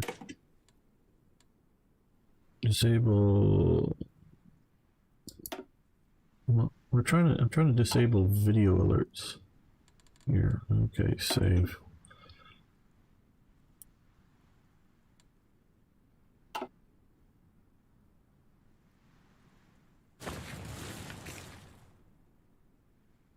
Okay, we are at least growing our oil, though slowly.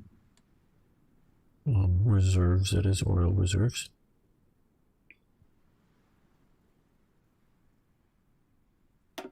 Welcome back, fellow armchair gamer. Yeah, now we're gonna stop that. Welcome back, armchair generals. This is Gamer 1745 here with my continuing playthrough of Hearts of Iron 4 with Black Ice, and we are playing as France. We're looking at the Follies of France, as it were. So before we get into this, I really love to have this series be something of a success. We're looking at how France can possibly defend itself, or even more. But it really can't be a success without you. YouTube doesn't share these things well, so if you can share them, if you think this is worthwhile content, share them on whether it's a Facebook, Twitter, any sort of social media. Even if, say, you decide to go to the Paradox forum somewhere and say, hey, have you seen this cool video series? Post a link there. You doing it is very different than I'm doing it, including their rules about it. So self-promotion versus your promotion. So if you guys can go do some of that stuff, that helps this so much. So I really appreciate any help you guys can give in that area. But we will continue this.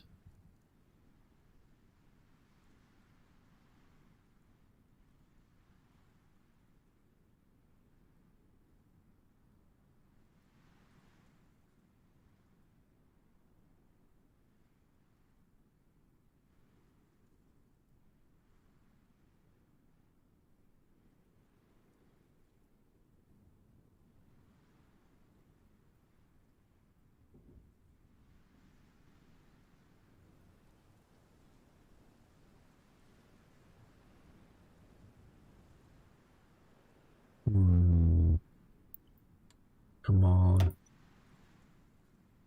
Waiting for something interesting to happen. Nicaragua. Please.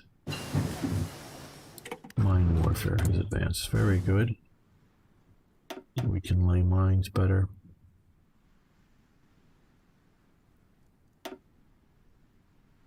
Yeah, I think maybe something like convoy doctrine improvements. We're not quite as dependent as Britain might be, but still that would be something to make sure. R-35 tanks. Okay.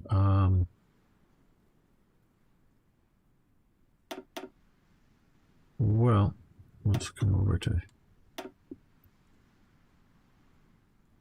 Hotchkiss, and they have American Jeep there. Okay.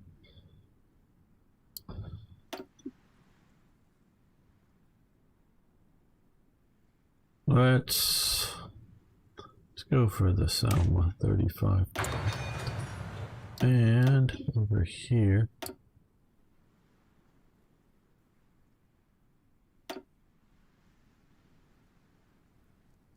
we can't do radio equipment yet.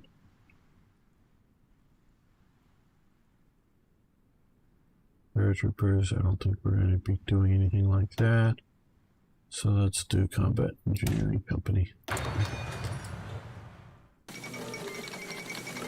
Uh-oh. Spanish Civil War is breaking out everywhere.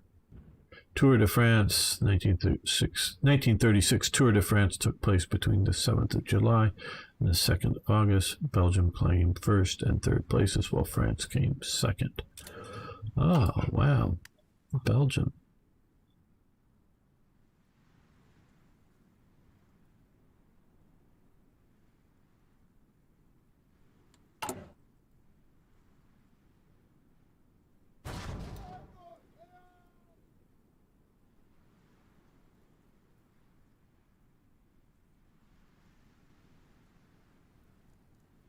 What is an infantry gun?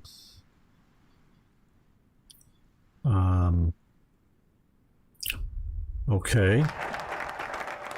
An infantry gun is a gun, an artillery piece not controlled by the artillery. I think that might be the easiest definition of it. Yeah, is artillery not controlled by the artillery, and hence its name is controlled by the infantry. Look back into the 18th century, especially the first half of the 18th century, and I know a little better in England, but many countries, some of the battalions that were formed, some regiments had a single battalion, most had two or more battalions, though they served independently in the British Army.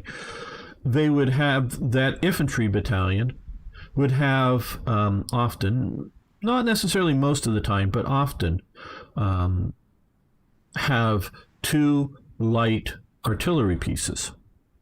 And they would be manned, operated by and owned by that infantry battalion.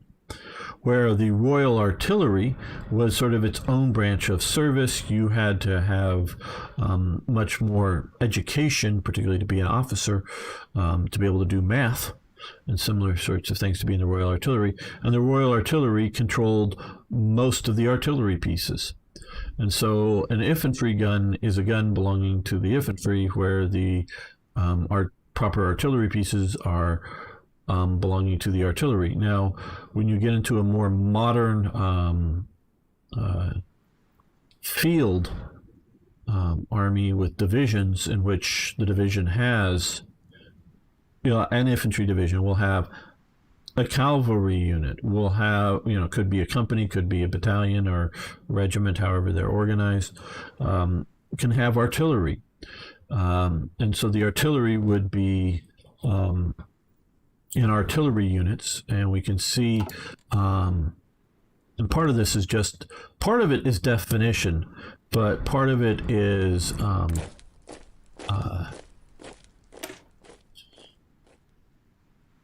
real units. So these artillery regiments here, including the anti-tank, potentially depending on, these would be all the artillery pieces.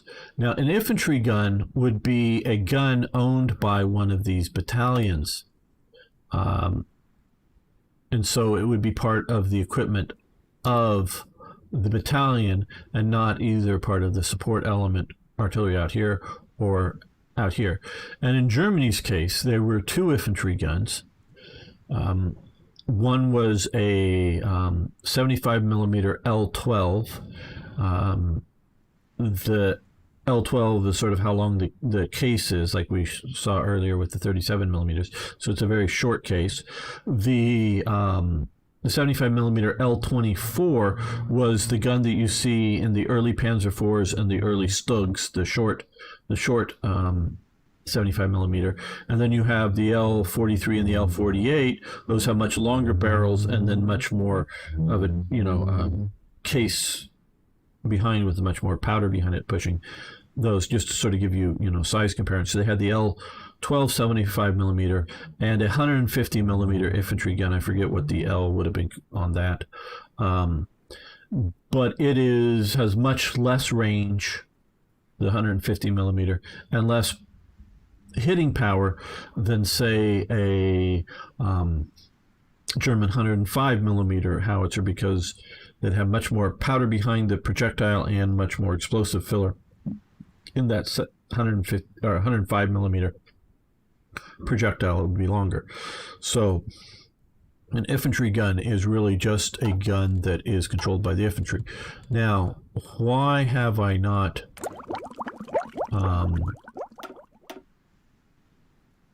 come over here and here? No, not even here. Here, and that is a picture of the German 75 millimeter L12. I don't know that the French used infantry guns. That is a picture of the 150 millimeter German gun. And so this is something that would be organic to a infantry battalion and not part of the artillery. What is similar, and the U.S. did sort of kind of have some infantry guns too in some of their 75 millimeters howitzers, but what a lot of nations use instead of infantry guns are mortars. So that would be the British solution. I don't think the British had what you would call an infantry gun. They had artillery pieces run by the Royal Artillery. Now they had anti-tank pieces that very well could be integrated into an infantry battalion. But they were using mortars as a infantry-based artillery or indirect fire weapon.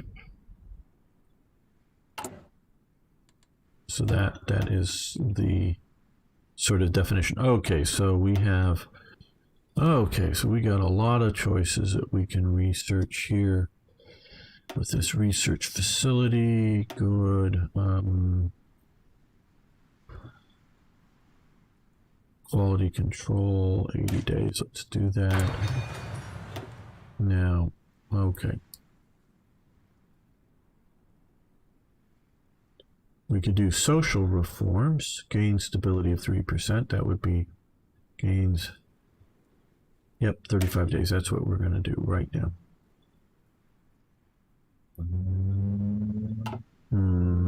Or we could do this one. Okay.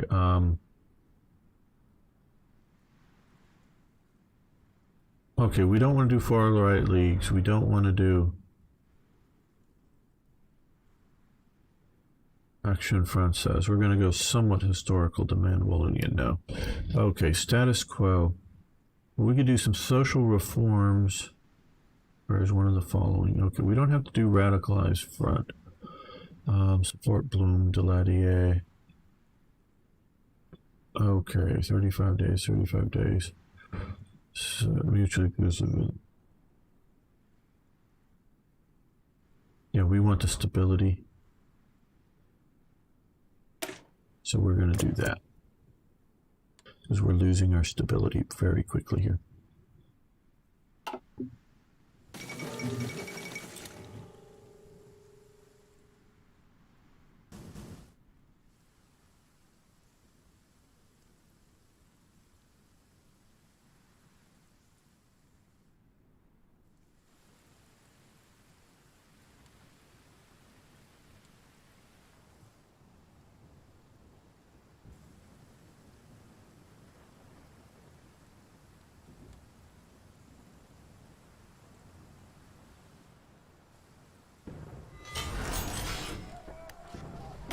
Okay, well.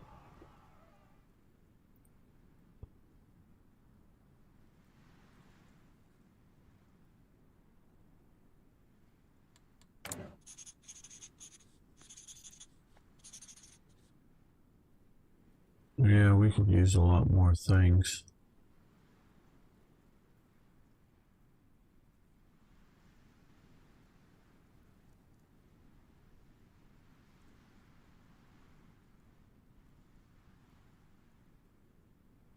Per day. We could just use, well, infantry equipment's catching up, but we could use more of it. So let's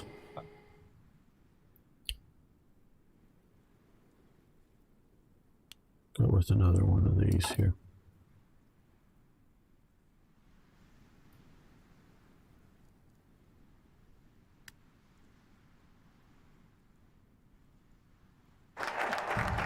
Okay, social reforms. That gave us a little bit of a boost. Status quo, gain stability, political power. That'll get us mostly out of our deficit there, so let's do that. Yeah. And let's do another civil factory. We'll stick it here.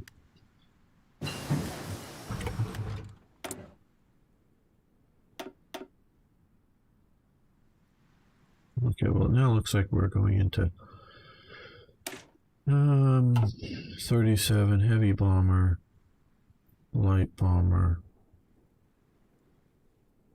Now let's do light bomber. Italy's looking scary. Yeah, I'm not that worried. It's not at this moment.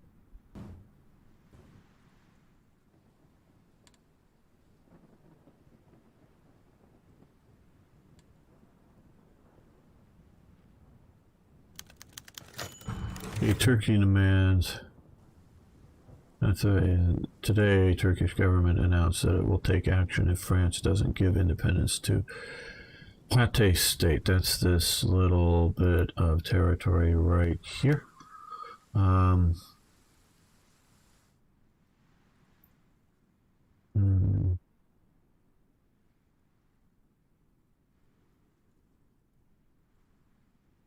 Yeah, I guess so. We don't need more trouble than we currently have. Spanish Republic asks for help. The Spanish Republic is in danger. France is always supported democracy, and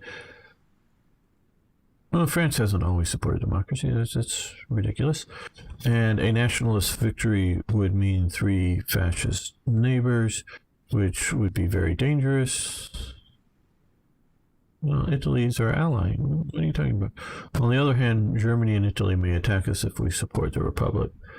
The United Kingdom won't defend us. What should we do? For democracy, manpower. We don't want to cause trouble. We're not going to cause trouble. We're not going to do that. We are in deep enough problems as it is. And you're right, Arno, it probably is not a good idea.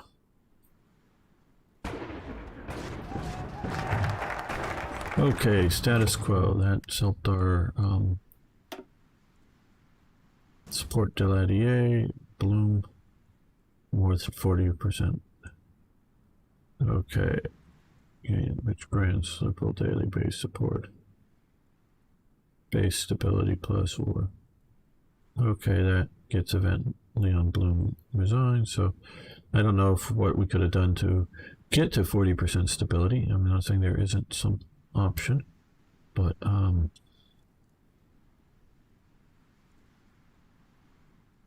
yeah, I think right now with all these bad things we need to really push. Hello, the Bear Jew, how you doing?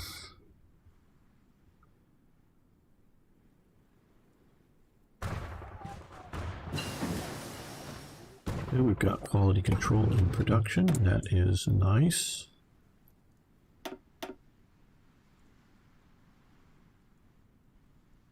let's see if we can get better construction and resources.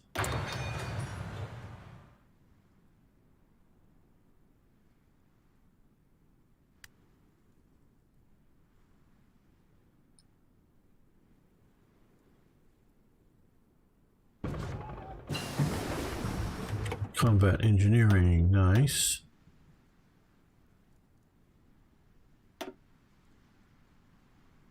Well, we're getting close to 37 and pushing on some of these. So let's look over here just a little bit first. Yeah, we could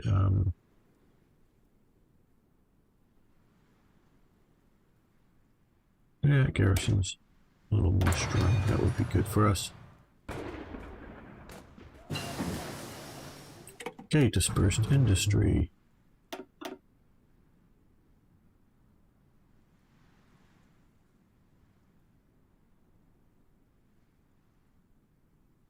Base stability minus 5%. I can't afford that.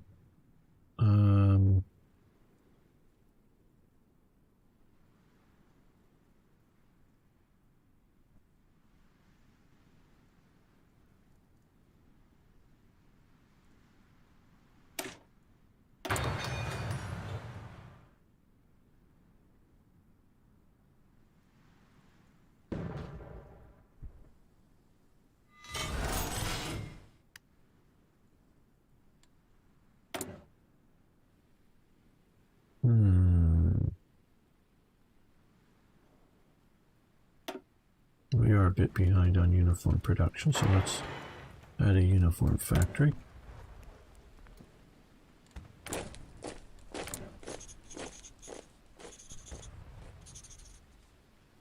We could just use more horse transport, so let's see if we can do that. Here we are. Chinese Soviet Republic there declares war on Jibai Sanma. Anti-Comintern Pact. No, we're not going to join that.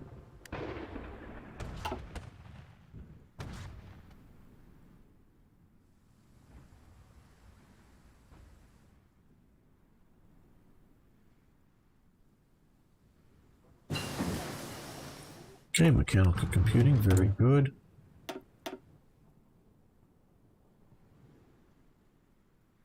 Now let's do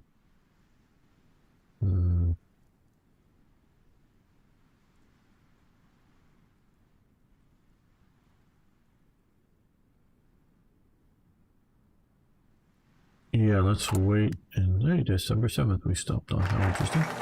Okay, Leon Bloom resigns. Okay. Leadership purges in the Soviet or Union of Soviet Socialist Republics and support Daladier. Okay, now we have French intervention. One of the following things: Britain may refuse alliance and use French volunteer forces, national and which against. Go with Britain. Okay. Well, Little Entente. Invite Yugoslavia, Popular Front. Okay, just looking. Disjointed government. I guess if not united, okay. Research treaty, love more slots. Economic cooperation agreement. Okay, well, I think we've done what we can right there. Now, that negative stability just keeping me from going down this. Buy heavy water. I don't think we need to do nuclear. Oh, industry, electronics, that would be nice. But we could see about developing Morocco. I do want the military factories in Algeria. So we're going to develop Morocco. Why Morocco over Tunisia? So this gives military, 1 military and 2 civil. This is just 2 civil. We're going to go Morocco because Morocco's over here and Tunisia's over here, and Tunisia's more liable to be invaded by Italy. So it's just purely on that geographical. Right, we're waiting until the beginning of next year to start the next research there.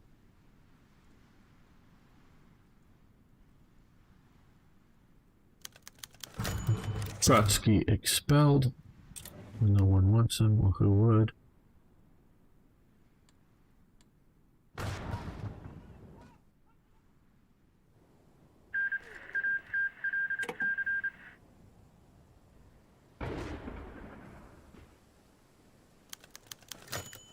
Okay. Charismatic leader arises. Our navy is the pride of our navy chief. Unfortunately, it's time he overdid it and turned the important group of merchant vessels. Just okay. He has to go. Maybe if we ignore the problem, it will go away. Popularity of dissension. Stand by him. Command power 10 units of transport ships are removed from the national supply. Popularity of dissension. Remove Navy Chief.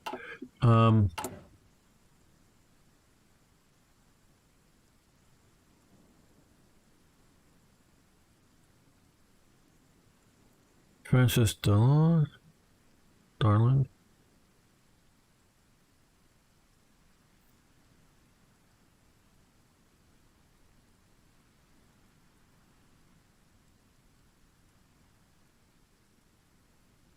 I think we want to change in popularity of dissension. Popularity of dissension. Where do we see that here? We finally have a little bit of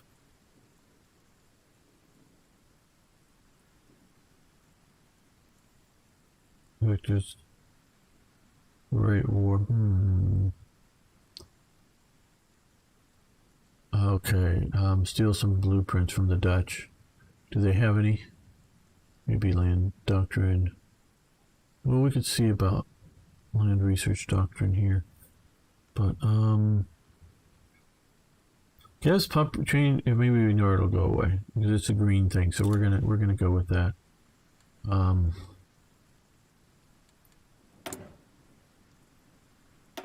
Well, what we're gonna do is, I firmly believe that if you're going to research things that improve research speed, you should do them first instead of like doing land doctrine. So we're going to do this first and get more electronic computers to then be able to do like a land doctrine.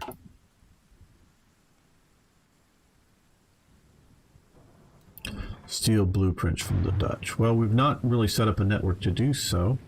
And what blueprints would they have that we want to steal? I don't know.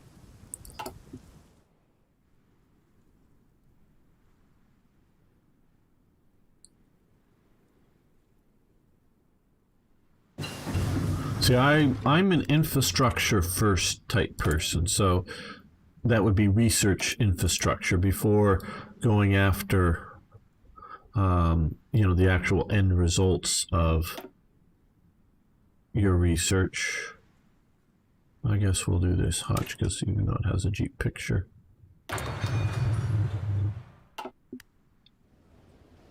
That's just my way of thinking on it.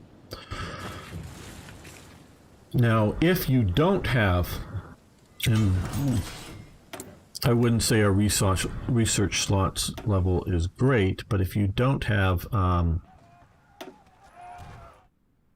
enough research slots, then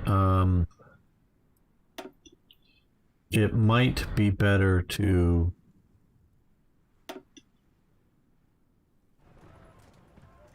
go with the end result first.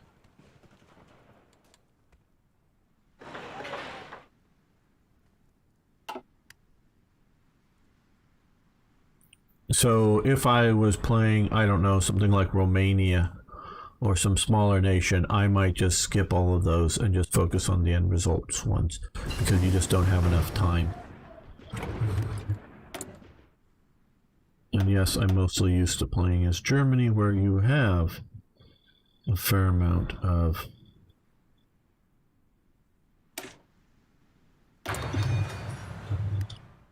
research slots and able to expand stuff.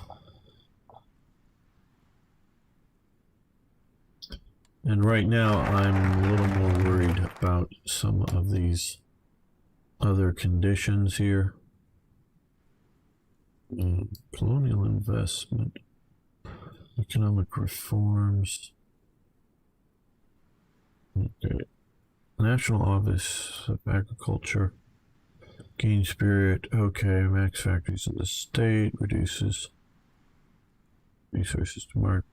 Frank devaluation. Daily political. Research daily opposition's party support. Budget law deficit.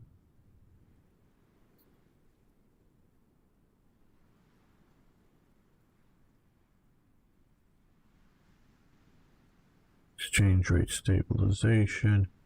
Remove spirit inflation. Spirit inflation.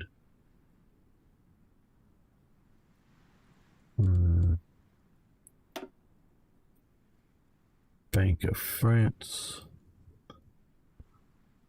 Rural economy. We just always gain stability. We just don't have enough stability for them as I see it.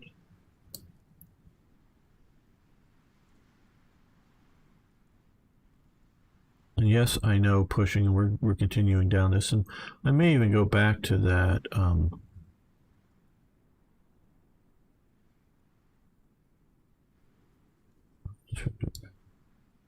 go with Britain.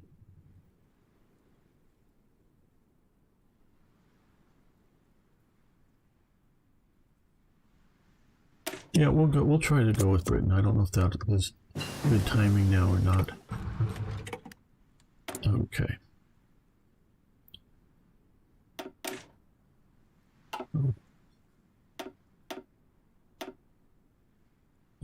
Are we still looking at convoy? Yeah, we can't pursue this yet. Prove destroyer screen tactics.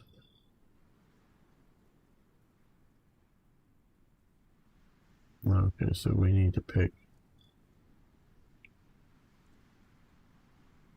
sub-detection surface. We're going to go with sub-detection. And the all-purpose.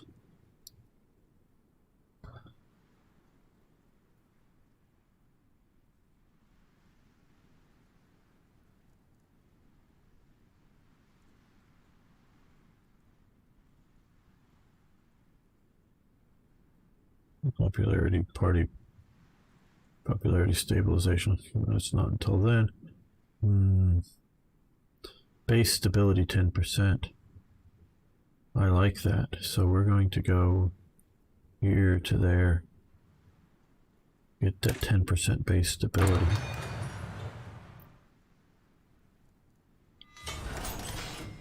And we can build more pipping, and I think we will take, well, let's take a look here. What do we have? We have mine layers there. I know France had some mine layering submarines, maybe not at this point, but I guess not now. I know they had them, a few of them.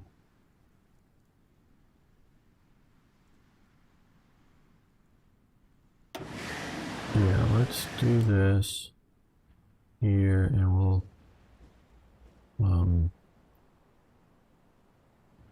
specify this port. Gardez vos rangs.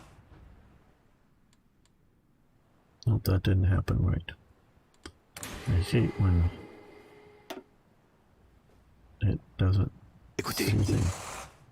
Nope, see. We'll click over here. There we go. Provence now.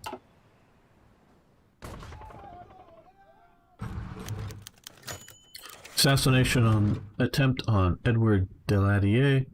After an unsuccessful attack on the life of Edward Daladier, there is an emergency meeting of the cabinet. Here now, two opinions come together. One side believes we can draw political capital from the failed assassination attempt. The other thinks the publication of the act would inspire imitators and aggravate the situation. Both are valid positions, and we must decide how to proceed. So we must decide how to proceed, but we have only one choice. Okay, people, let the public know. Yeah, okay. I think that's odd. We no longer get the calm population. Wow.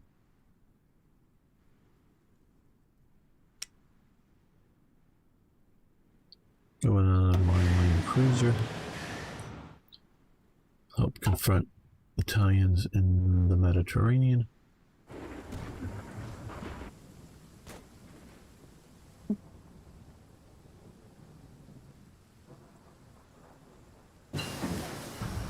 Garrison training, very nice.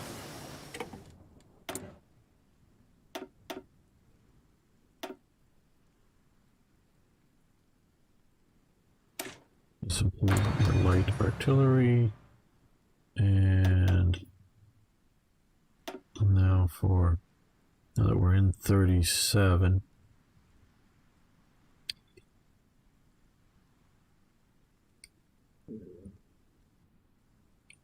Well, we do have a carrier, so yeah. We might be able to modify our government. Anything here that we can? No. 150, 150. We need some better leaders. Or some leaders that go with or get better stability applied to them. Okay, well we have now 2 cruisers in production. Minerva.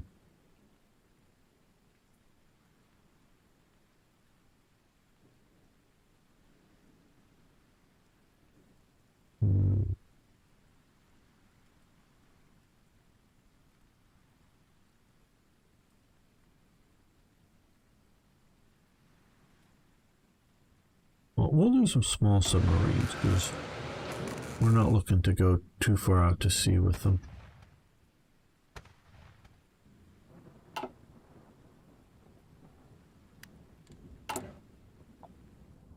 Now, we actually have,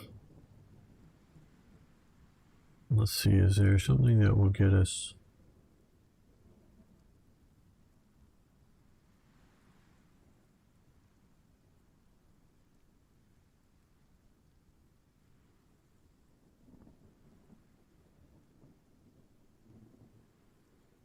Rent a collapse of less than 40%. Gain stability, political.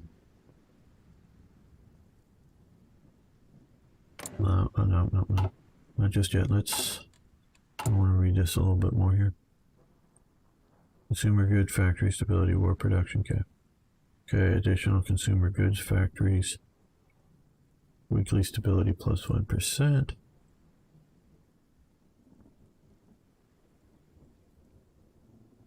Okay, we are losing a lot, so less than 40% stability at peace, 5%. Weekly stability plus 2%.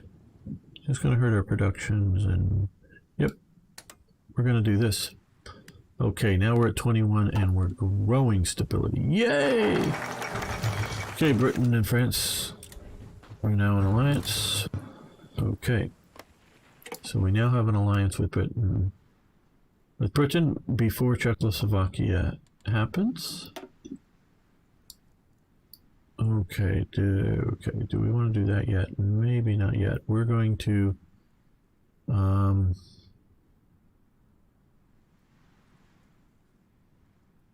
from United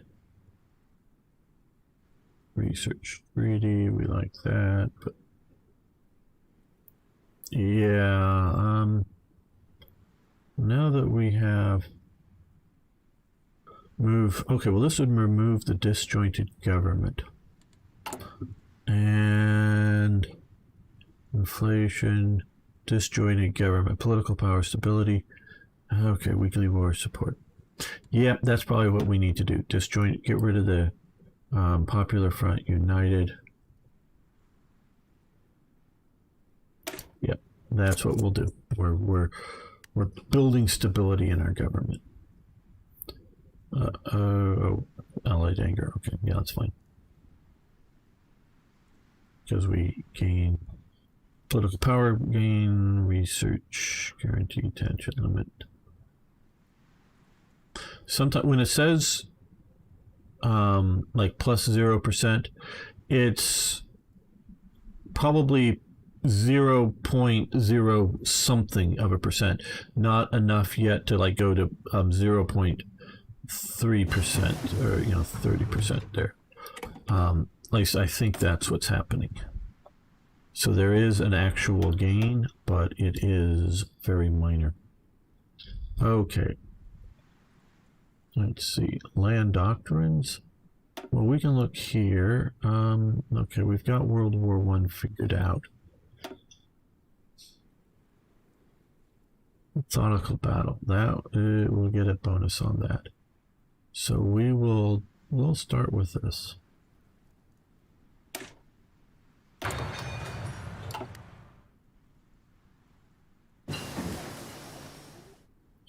Light artillery barrel, very good. Let's do medium. Gun improvements.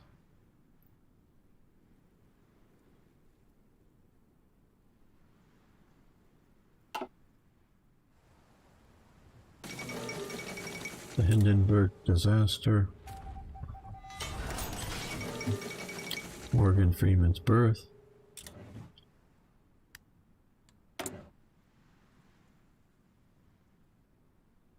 Well, let's look at what we need.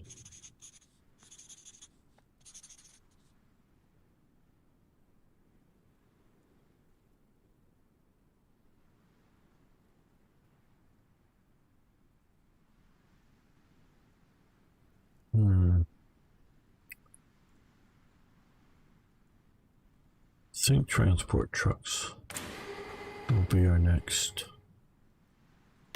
Oh, well, let's improve our bomber. There we go.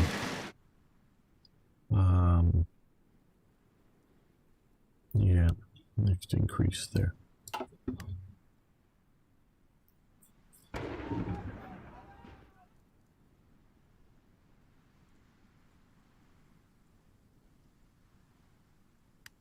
Okay, we're going to end this episode here. I want to thank you all for watching. Thanks for liking the videos.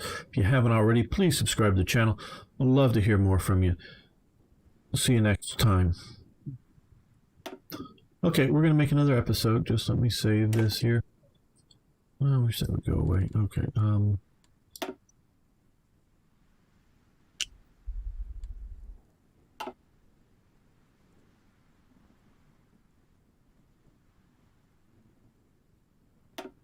welcome back, fellow armchair generals. This is Gamer 1745 here with my continuing playthrough of Hearts of Iron 4 with Black Ice. We are, of course, playing as France.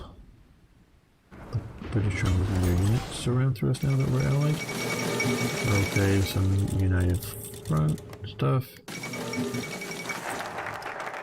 Popular Front, very good.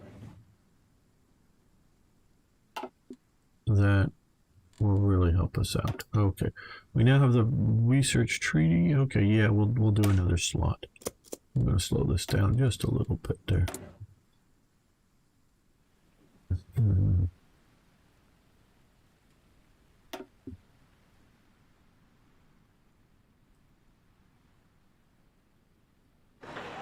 down south in Aquitaine. Hello, the Duke guy. How you doing? We're seeing if we can save France.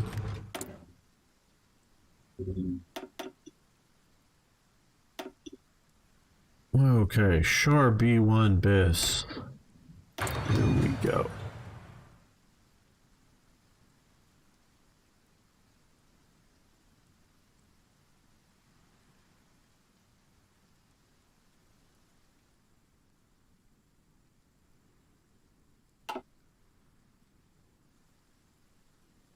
Let's look at our production. What are we producing for tanks currently? Okay. Yeah, we're gonna switch over to our just these guys. There we go. Get them in production so that we have something a bit more modern. Light vehicles, that would be the Hotchkiss thing. I'm leaving the artillery being out of date. Just want more of that, and well, I guess we could do field uniform improvement. Where are they? Oh, there. Okay.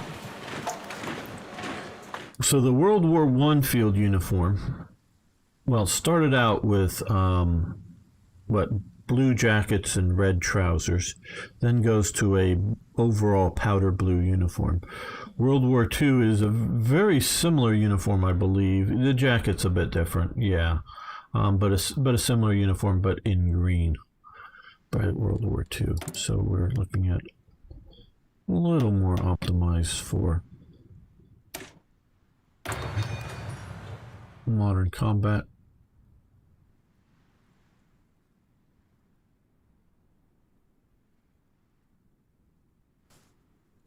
So now this will be different when we go to war with Germany. I presume we will.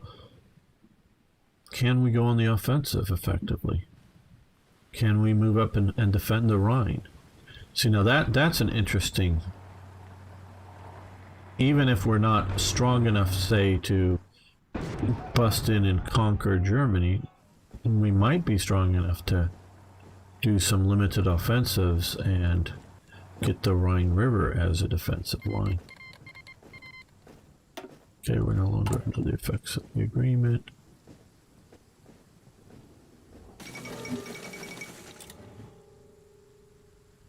We're getting better, we're getting better.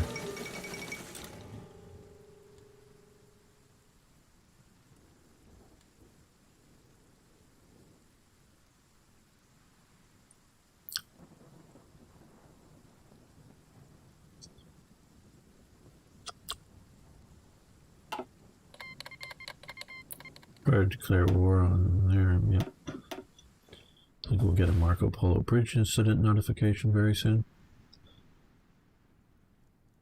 That's who they just declared war on.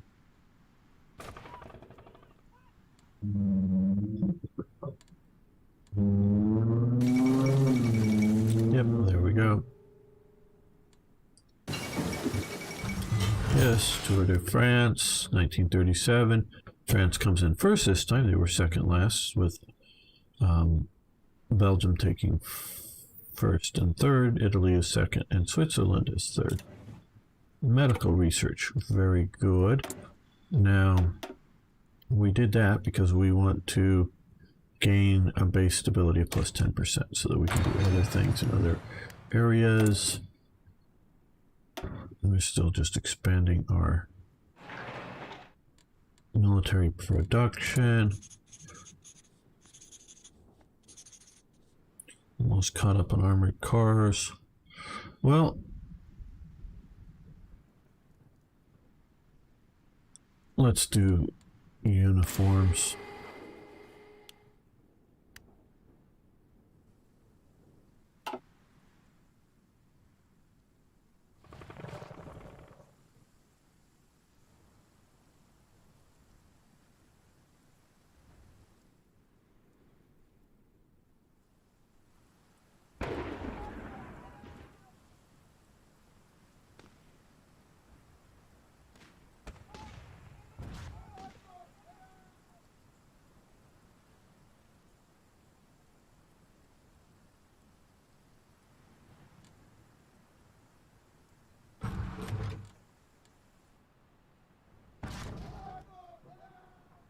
We don't need an aircraft designer that bad. What we might want to do is... Oh, give it more consumer factories, though. I don't know.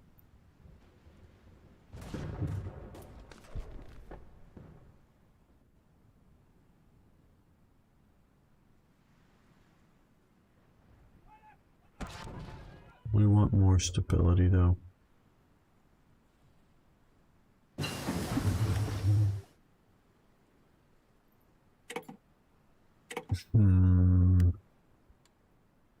Yeah, we want more stability. Okay, we'll do that. Okay, well, we've got all three of those artillery. One's worked out. Haven't gotten radios yet.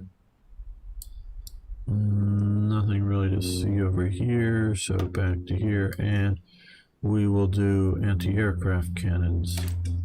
They will shoot those nasty flying planes out of the sky. We have another research here. Okay, aircraft. Now we're really pushing into 37. Yeah, I mean 38. Yeah, now's I guess the time to do this. We'll do the MS6 or 406. So we'll get that in production a bit early, maybe.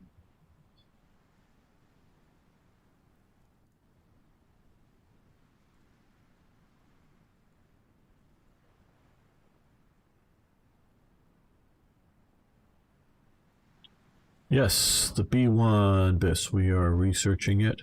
We already have the B1. Now, I haven't put the B1 in production yet, but we are still just France and still badly underdeveloped. Follow Beiping, El Salvador. Good.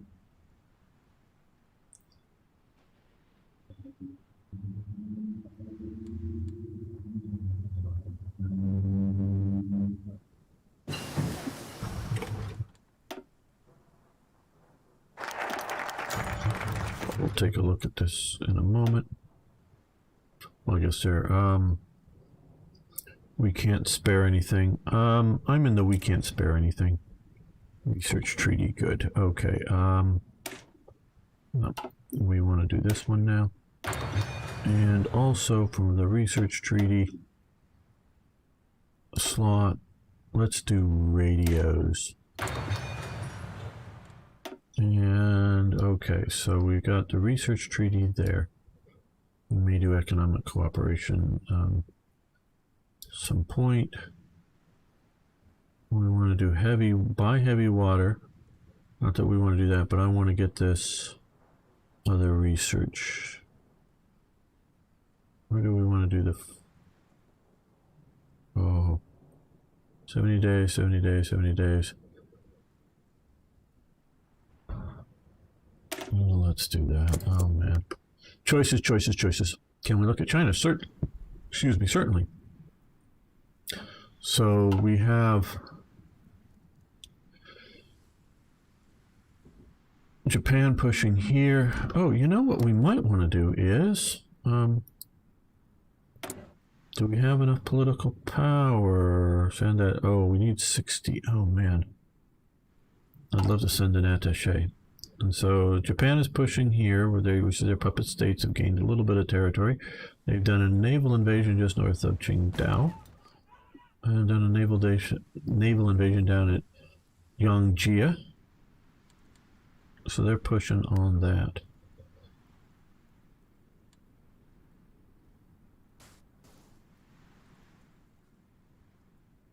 The Spanish Civil War is just holding out in Madrid. Okay, well.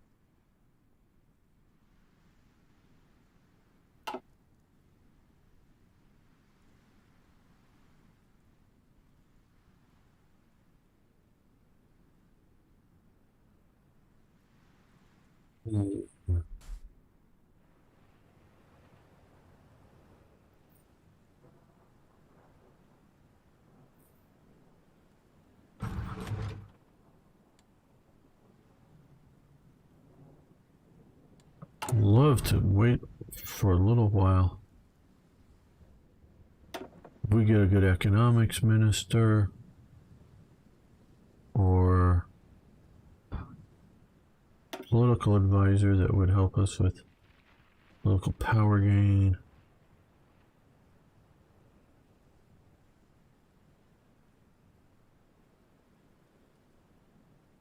Government funded reporter. Weekly war support would go up, yes. We have this guy here.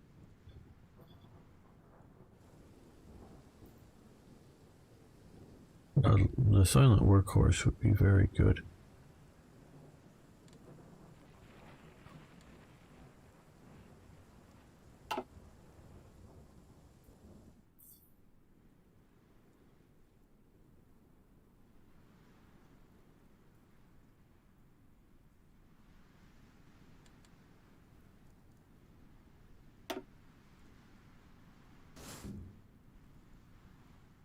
So pushing a little deeper in there, they've lost that toehold. They've done another naval invasion, Japan has done down there.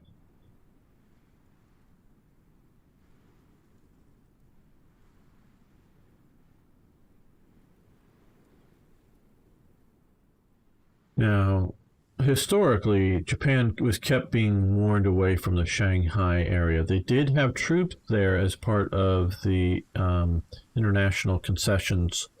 And basically, Japan maxed out their sort of, I don't know whether you want to call it allowed or acceptable levels of troops there. And a couple of times they did sort of react very heavy-handedly to incidents, including assassinations or assassination attempts on Japanese, and then sort of burst out of their sort of area and go round up a bunch of Chinese. During this time period, you see a lot of nations, the U.S. included, is increasing their military presence in Shanghai area. Because of not just the idea of Japan doing something bad around here, and everybody knows that none of the reinforcements are going to stop a determined Japanese invasion. That isn't the point. The point is to have a strong enough force to stand up to any local, the Japanese contingent, and any small sort of local incident. That would then mean that it has to be a major incident, and then that might, now break into a general war and try to stop that. Okay. Yeah, let's dump in another civil factory. We'll dump that in Paris. Just because various things are happening that are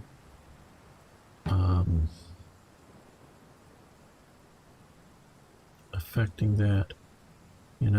I want to... Yeah.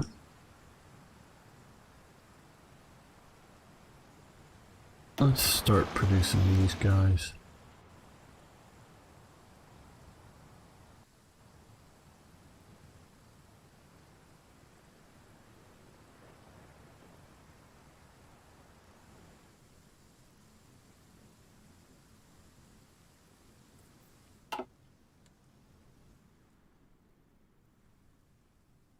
And we are going to be getting 4 military factories down here, which is good because we can hold the Italians off. It's a protected production zone, as it were.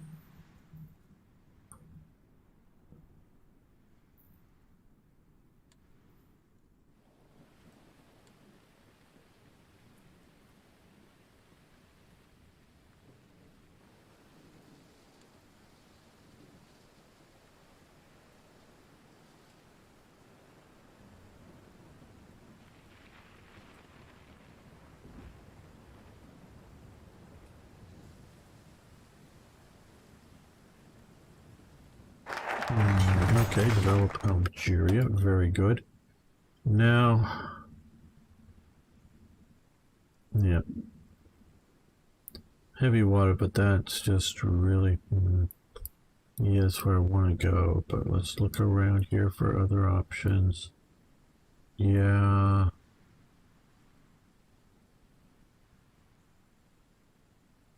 Well, I guess I'm hoping we have time enough to get to some of these others.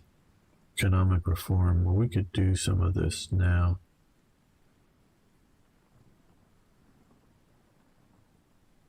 Spirit inflation, budget deficit law. Yeah, let's continue the plan. Get the research slot. Now let's get the Sharp B1 in production. We'll be switching that to the BIS soon. Carrier bombers.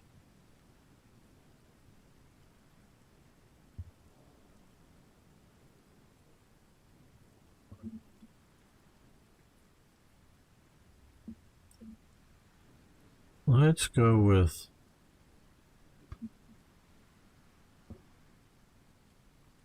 tempted to do a naval bomber, but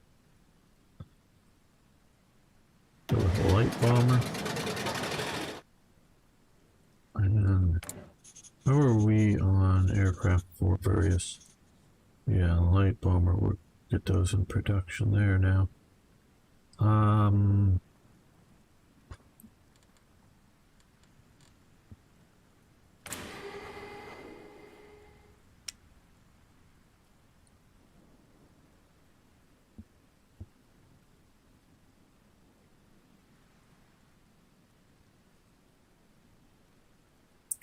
Yeah, let's do two of those. Oh, we're down to just one. Okay, well.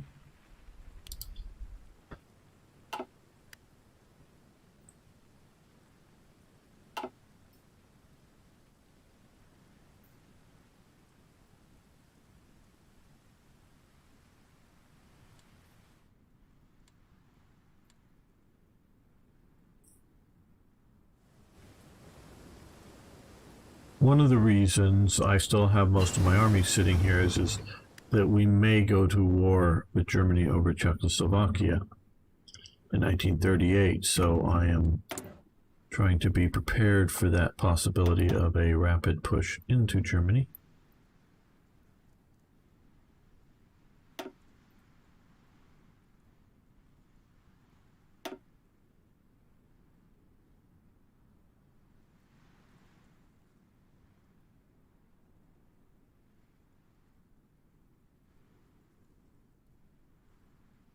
Yeah, let's do improved infantry weapons.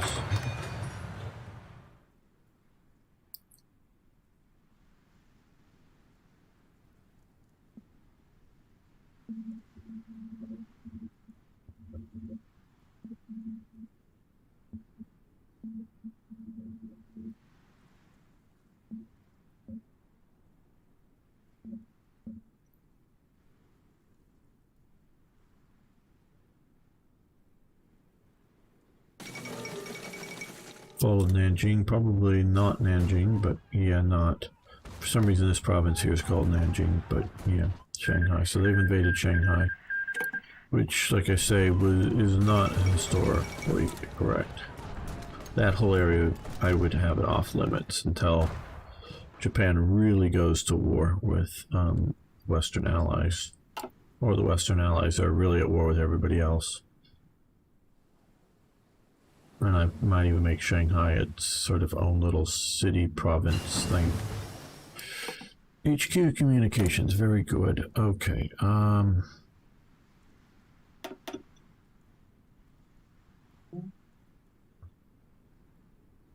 radio, but we're gonna do that now. Sort of like you have this Hate here. Do something like that.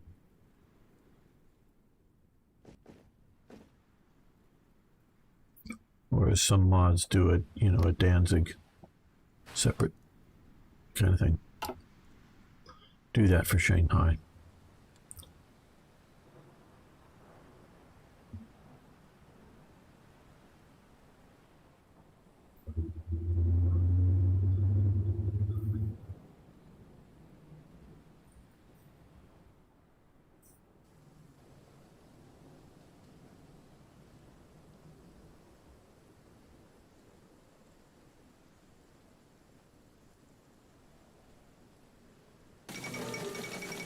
The National Congress triumphs in provincial elections. Now, I would really, not minding the 70-day research on some of these that are happening because they are such big projects, but I would move some of the other ones to even shorter time periods. Yeah, I think that would be good. And then just make, keep you just from rushing through all of them, give you sort of not before particular, dates. So not make them, maybe need to get, the previous, prerequisites to get there, plus not be happen before a particular date. So you just can't like, oh yeah, we got all these, 7-day projects, boom, boom, boom, go through them. No, that's not what I think should happen. But just make like some 5-7 day projects that you can do, but without a massive cost.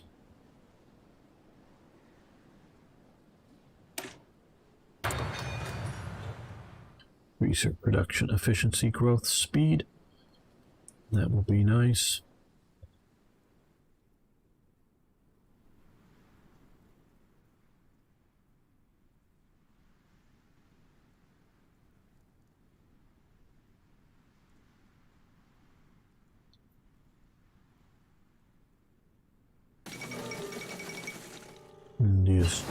Italy storms out. Char B1 bis. Okay, we've got that. We have very limited choices here. Well, I guess we could do some armor techs here. That will help out. And let's come over to production and actually start producing the bis version, yes. The Char B1. 6 a year, yeah. That's what we need, 6 a year. I think some of these ramp up times are awfully slow.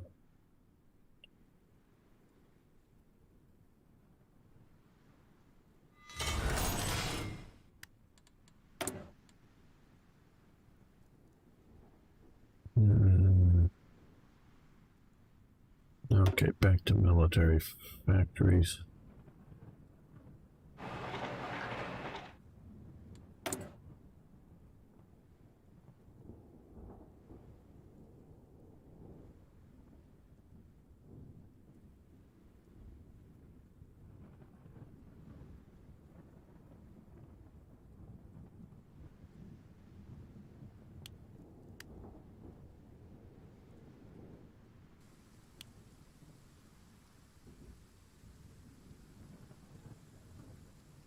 How many of the R35s are we producing a day, a week, a year, whatnot? Okay, 3, almost 4 a month.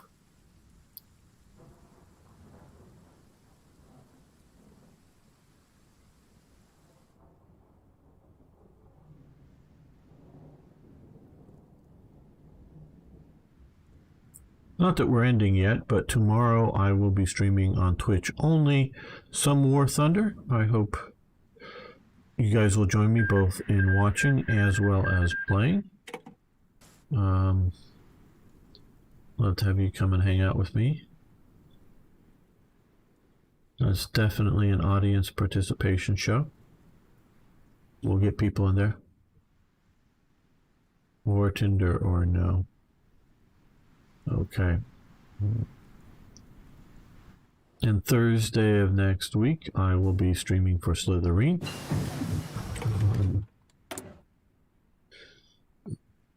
Panzer Corps 2.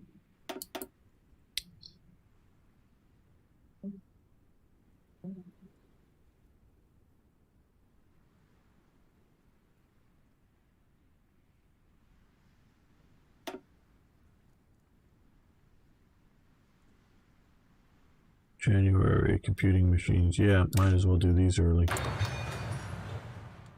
Okay, now that we can do this, I'm going to do political advisor, silent workhorse, which is going to get more political power faster. So hopefully it will get me to the, because again, infrastructure first, get the political advisor going, which will get the economic ministers faster, as opposed to get the economic minister now and then get political advisors after we not. Okay. Yugoslavian fighter competition. No, we're not going to do that. Buy heavy water. Very good. Now, yeah, come over here. We want one more research slot.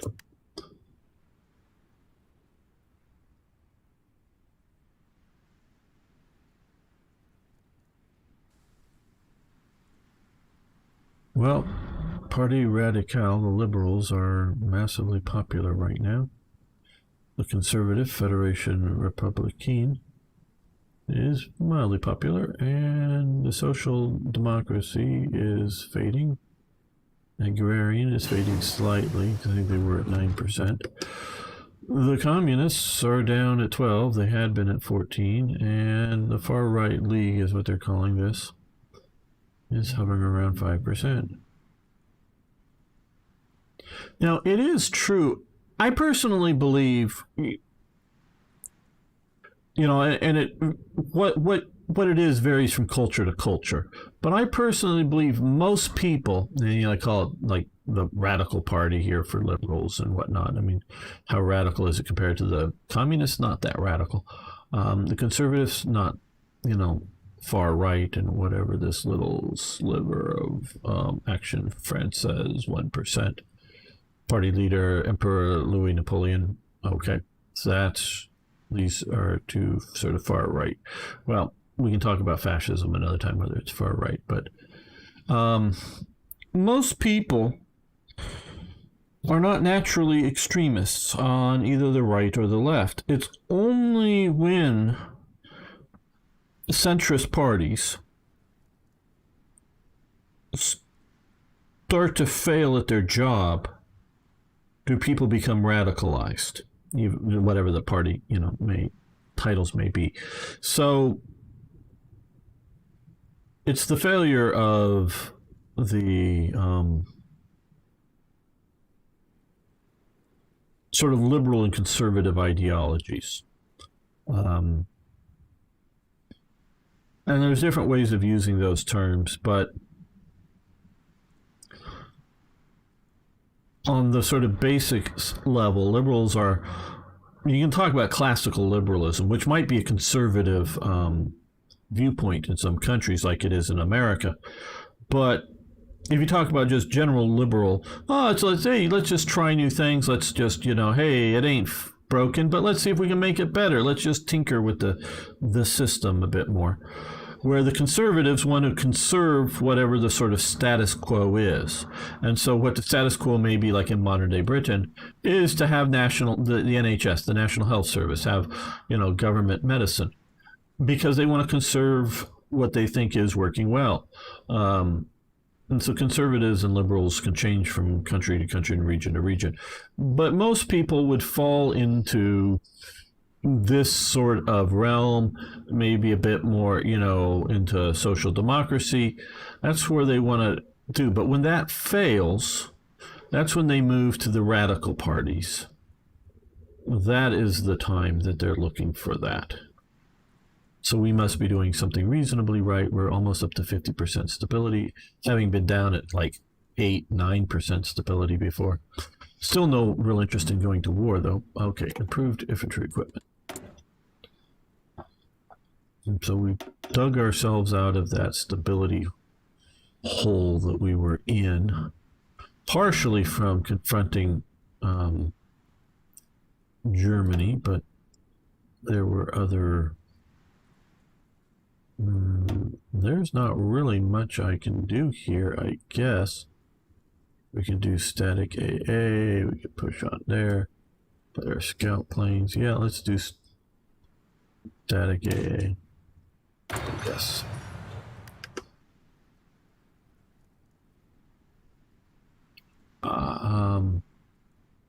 Nobody revolted, right? Trump failed. Oh, LP is, you're back. Nobody's, well, we're going to see what happens things going forward. It's going to be interesting in the next couple of years in America. I don't think people realize how interesting it's going to be.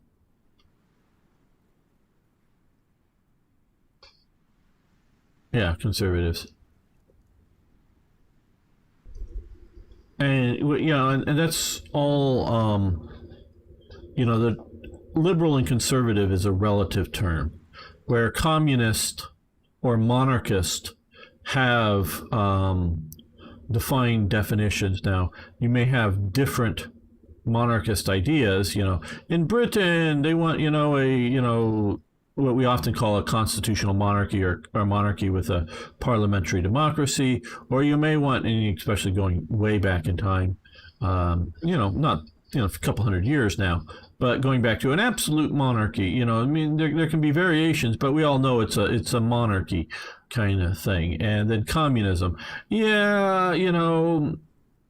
sort of proper socialist. Again, there's a difference between social democrats, which are, generally speaking, again, and it changes from country to country, are people who want a market-based, a capitalistic economy with lots of social welfare programs. So most of the means of production, maybe things like the healthcare system may be owned by the government, but maybe the medicine production may be owned privately. It's highly regulated, but maybe, and then medical equipment, whether it's respirators or scalpels, may be private companies, but just only selling to the government hospitals. But social democrats want a market-based economy with primarily private ownership, but with lots of social welfare programs, institutions. Whereas socialists and communists and fascists and National Socialists are all flavors of socialism. National Socialists are not Marxist socialists, very true, and fascists are partially Marxist socialists, but definitely standard socialists and communists are all socialists in there, and it just becomes to the degree of the lack of private ownership. Under a general sort of socialist system, you could own a small business, but if it gets too big, too much of the means of production, you're hiring too many people, it becomes a state-owned enterprise. Where in gets too big. Where in communism, it's basically everything's a state-owned enterprise. It's a entirely centralized, planned economy. Where socialism doesn't need to be an entirely planned economy. So it's just sort of degrees of the same thing, and how that's set up. And there's a lot of differences within that, but it's all sort of a definable socialist, communist, all sort of definable as coming out of Marxism, basically. And so, as opposed to conservative and liberal, those are, much more relative. Take a total British relation. Okay. Brits are still insane about their royal family. Well, the royal family has done very well by them, have kept them together. They take a toll on British relations to the economy. People would like to be, or sure, anti-crown. Yes, bye. Okay, see ya, LP.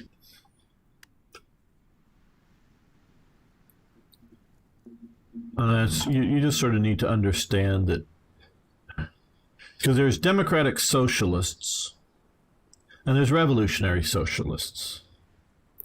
Democratic socialists want to get to power through democratic means and through building a consensus within society, meaning get the overwhelming majority of the people to agree with them. And they're willing to take years, if not generations, to do that. Then you get revolutionary socialists, generally often called communists, are willing to do that with a minority rule and, violent overthrow of government and rule through force and not consent. Okay, so now we're in 38.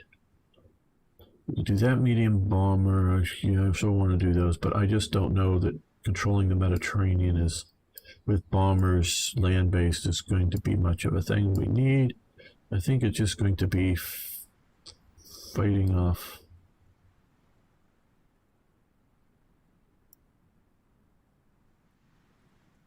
Let's do this, because we are making those. We may switch over to that. Hey, my sister tricked me back, though. Okay. Don't know exactly what's going there, but all right. And don't be confused when people, oh, we're democratic socialists. They're still socialists. But we're for a social democracy. Ah, okay. That means you just want, have lots of welfare programs. And tax, live off of a capitalist economy, tax it heavily. Okay. Different things, very different things. To an outside person, it might sound like the same thing because they may want the same social welfare programs. But there's a big difference between a free market economy and a socialist economy.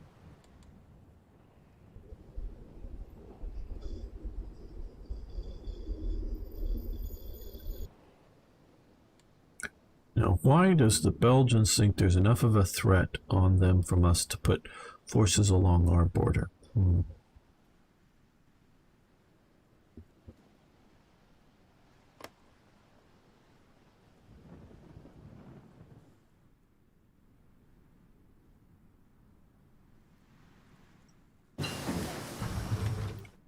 Improve destroyer screen tactics, which will allow me to improve my convoy sailing procedures.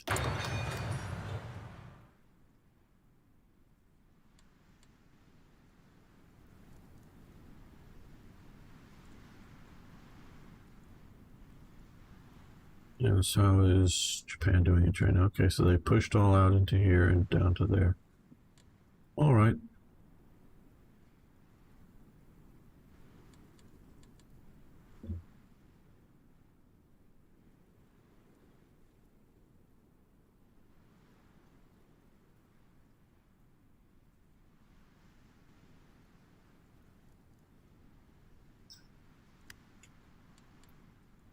Well, I want to thank you all for watching. Thanks for liking the videos. If you haven't already, please do so. If you haven't already, please subscribe to the channel. You can also follow me over on Twitch. Hit the button over there. I really love hearing from you, so you can post comments below. But I think we're going to come to the end of the episode now.